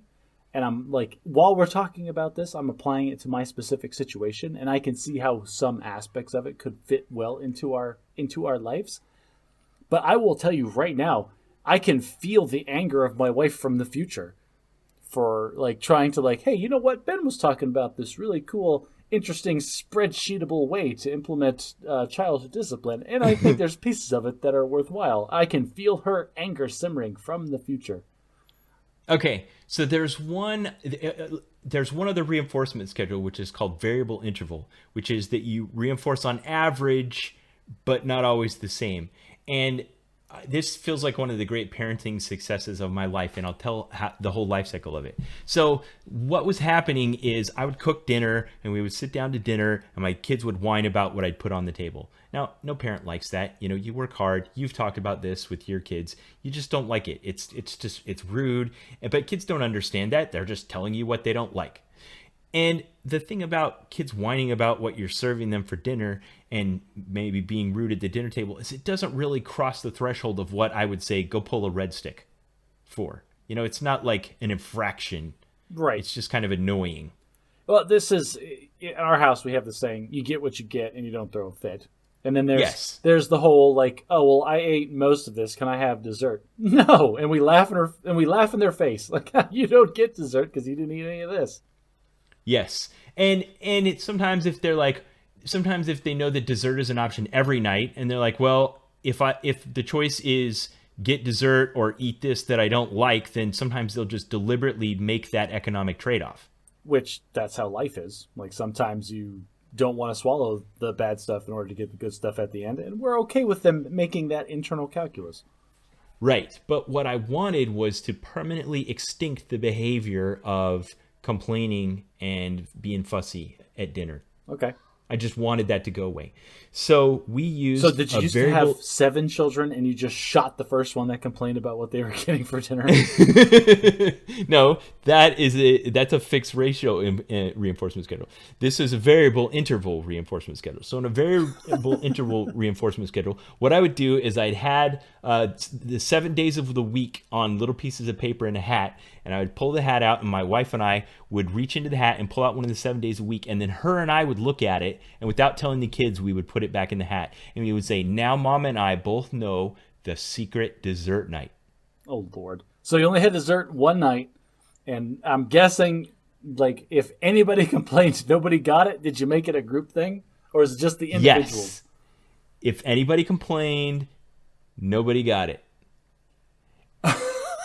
And what would happen is at the end of dinner, on the night that was on the variable interval that was selected as secret dessert night, we would make the announcement whether they'd succeeded or failed. And it only took them failing maybe 3 times before that behavior was completely extinct. All I can think about is making it a group thing is such a nightmare for the individual because it just creates such loathing and hatred for the one person. Yeah, I get it. You one person that screwed it up. We may have just done it like, okay, everybody gets dinner except so-and-so. Everybody gets dessert except so-and-so. I was going to say, geez, Ben, it's like, okay, like, oh, I don't like meatballs. Well, then you don't get anything. Or sometimes my wife and I would just have dessert and be like, you guys screwed up. You'll get a chance next week. Let's pull out the hat and draw the day, the secret dessert night for next week. Oh, the secret dessert night for this week was when Thursday, Friday. I'm like, oh, that's a bummer for you guys. And the great thing about keeping it a secret is that you can change it if you want to. You jerk. Did you actually? Now, here's the thing, and here's going to the next level. We only had to have secret dessert night for maybe 3 months, and it was completely successful to the point where it wasn't necessary to continue anymore. So okay. I'm starting to see some of the long-term things here. This is that idea that they did a study where they put monkeys in a room because we love to experiment on monkeys, and they hung delicious fruit from a basket in the middle of the room. And whenever one of the monkeys went and touched the basket, they would like hit him with a fire hose or something ridiculous. And then after a while, all the monkeys realized, oh, you don't touch the fruit is bad. And then they introduced new monkeys into the place, and they're like, oh, hey, check out the fruit. And all the other monkeys are like, no, don't touch the fruit. You don't want the fruit. And then they removed all of the original monkeys and brought in more new monkeys. And then when the new monkeys went for the fruit, the old new monkeys stopped like, no, you don't want that fruit. And they didn't even know why. But none of them in that cage had ever received the punishment for touching the fruit, and they had no idea why they didn't want to touch it. Yeah. So this is the implementation, is like you did it for the 3 months, and to the point where the kids forgot why they weren't complaining, kind of, like, or they just didn't think about it. It didn't reach the threshold of their conscious brain. They just stopped complaining about food. It's not a thing that we do anymore. There was a reason before, but we all kind of let that be forgotten in the long, long ago, and we just don't complain about food anymore. Yes, and this is a result of operant conditioning called extinction, when a behavior that was previously reinforced is no longer effective. And it could be intentional or it could be unintentional. Like, for instance, if you're a kid at school and you're getting bullied and you make a decision to stop reacting to the bullies, and when they stop getting a reaction from you, then they leave you alone because that extincts the behavior. That's never a thing. I was told that all throughout my entire childhood. It never once worked. Okay, you have a cat that meows until you wake up and feed it in the middle of the night, and you don't do that, so it stops meowing. No, I have a cat that tried to sleep between my legs while I was lying on my back, so I couldn't roll over in my sleep because my sleeping brain thought there was some kind of impediment. It only took that cat being launched across the room 3 times by my foot at high velocity before it realized it doesn't want to sleep there anymore. Very good. Good example of operant conditioning. That was a positive punishment where you presented a negative stimulus for it to decrease an undesired behavior. The cat is fine. Don't at me. I love my cats. An example of an unintentional extinction might be like you have a worker and they get there and they work really hard, but you never give them any kind of any type of recognition or acknowledgement, and they eventually just stop working hard because you extincted the behavior. That's why I left the Air Force. Okay, so there's a lot of examples of these kinds of things that we're trying to teach our children, like potty training, teeth brushing, bathing, making their bed. These are all the kinds of things that you're doing with them when they're in the very, sensomotor pre-operational kind of phase of their life. Of course, with your children, there's got to be some of those things that are virtually automatic now, right? For me? Like in my household, you're asking me specifically. Sure, you don't still have Jane putting stickers on a chart for potty training. No, done. Potty training was handled like almost entirely by my wife, and she did a wonderful job because we don't have to worry about potty training anymore. But as you know, the goal isn't that you set up a system that then has to be maintained in perpetuity. The system is to help them transition from one developmental phase to the next, and then the system can be removed and the behavior will remain. Yes. Okay. So this is the last page that we're getting to. This is where we're starting. Now I'm getting to the last page that you're asking about. Okay. Yes. So those are all the good things that we want them to do. There's also the not doing bad stuff, not cleaning up after yourself, being violent, teasing. The rich family definition of teasing is doing something someone doesn't like on purpose, being disobedient, those kinds of things. Again, I don't want to have them have a cup of Red Sticks in the house and always pull a Red Stick for the rest of their life. I want to just be able to give them a stern look or have them know themselves and stop doing the bad things. And you know what? My children aren't violent to each other. They still aren't good at cleaning up after themselves. They don't tease each other generally most of the time, and they're pretty obedient. They're not good about looking behind them when they're backing out of a driveway. All right, so side note, I'm going to ride you forever on that one. Just throw that out there. Okay. If you haven't picked that up, that's my running gag. Okay, so learn the good behaviors, stop doing the bad behaviors, and then lastly, learn to be a good person. I want them to help and do age-appropriate chores. And part of a system like this is, of course, you're adjusting the age-appropriateness of it as they get older. Maybe the increment in the system is still the same throughout the pre-operational and operational phases, but the difficulty of what you're expecting them to do. When they're brand new, just learning how to do chores, they'd be like, okay, come in the bathroom and wipe across the kitchen, the bathroom counter with this rag. And later on, I'd be like, I expect you to go in there, scrub the shower, scrub the toilet, and wipe down the sink, and sweep the floor. That's intense. Yeah, that's good stuff. Yeah. Yours will get there. But then I also want them to be kind, to take care of themselves, to have good manners, to do well in school. And school's a good example of one where if you turn it too much into a gamified system, then they'll just make an economic decision and be like, yeah, you know what, I don't like that class very much. I'll just take the punishment, or I'll take the removal of the reward, and not understanding that school isn't about, whether or not they've got the clips and the sticks. It's about them learning for life. I don't know. We talked about the education system and how bad it is. Like, if my kid starts flunking out of cursive, like, I'm going to tell him that's unacceptable. Thou shalt get an A. But after he leaves the room, I'm going to look at my wife and like, it's ridiculous that he's taking cursive. Yeah. Yeah, and I think kids can sense that, the stuff that really is or isn't important to the parents.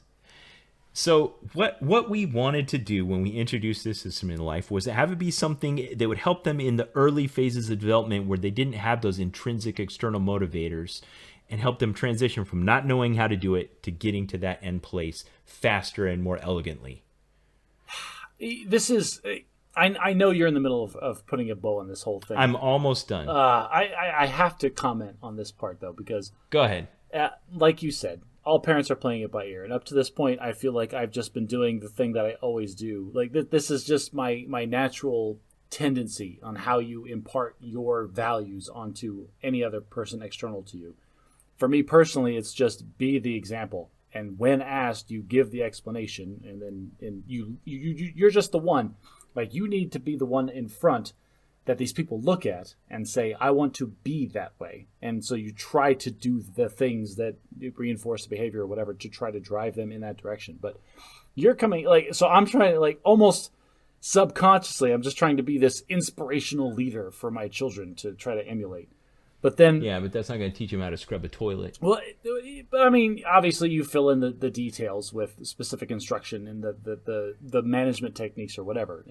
But what you're talking about is a systematic, thought out, like, approach that is very much like I joked about earlier, spreadsheetable, documentable. Like, this is XYZ, sit down with the formal feedback. Like, this is very management style, like, how to train a tiny human to be a larger human. Yeah, like you pointed out, like a classroom. Yeah, this is it's remarkable how thought out and systematic it is versus like the ad hoc crap that I'm doing.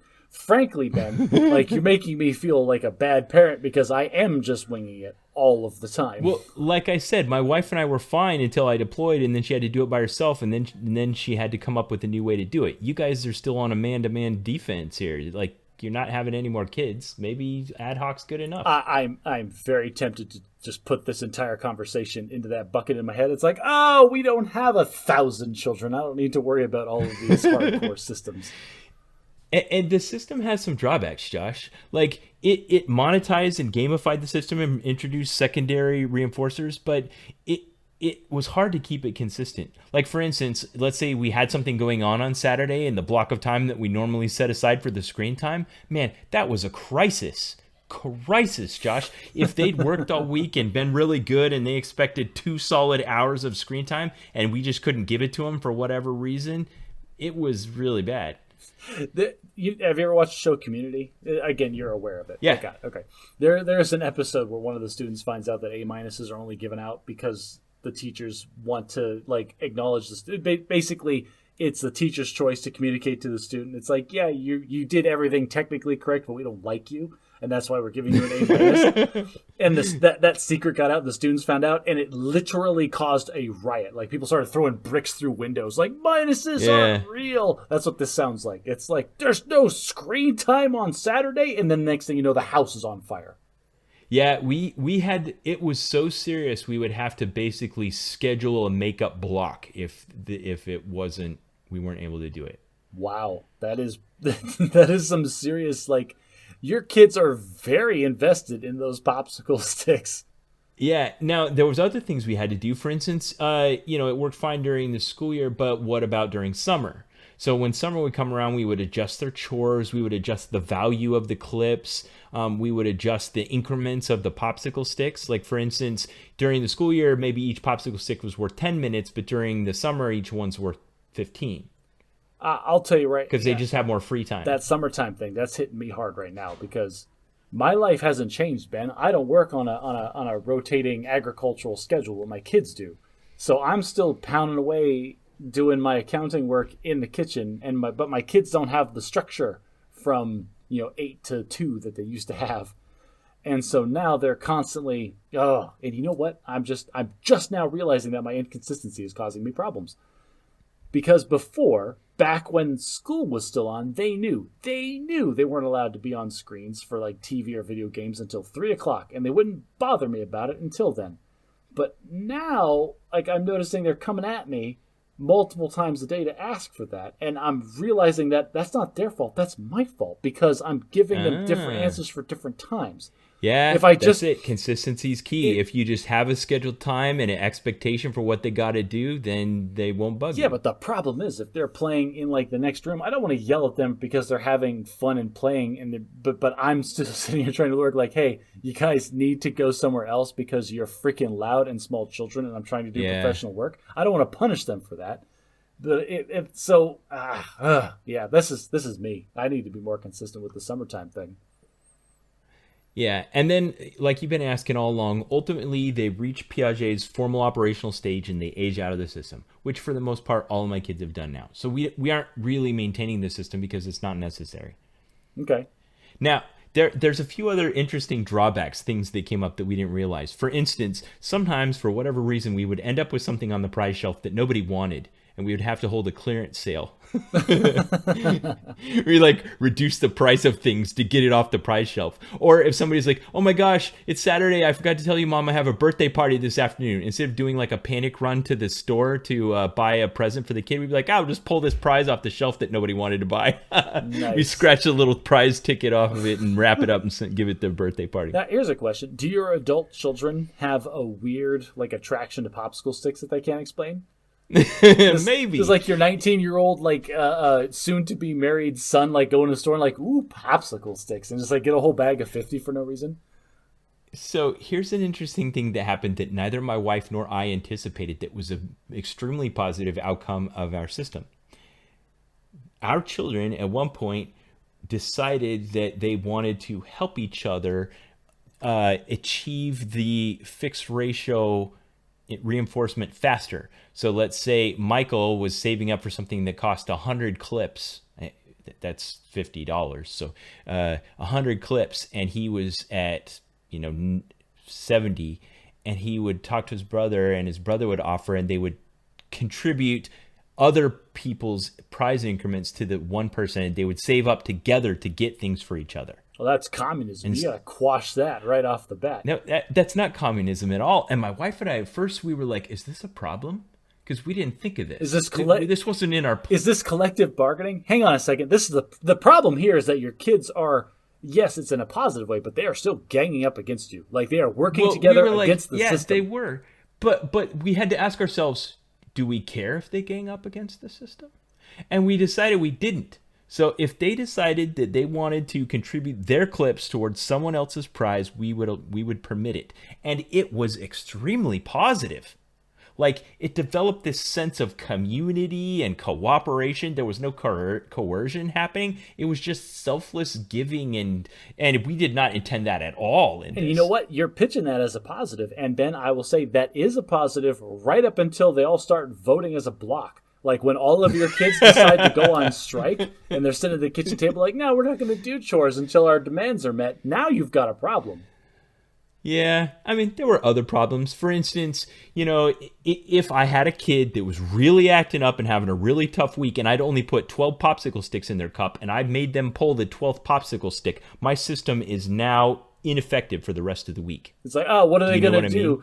Force me to retire and move me to Louisiana? Exactly. Once you reach the bottom of the cup, now your system is evacuated. So we had to come to a careful balance where we were not letting...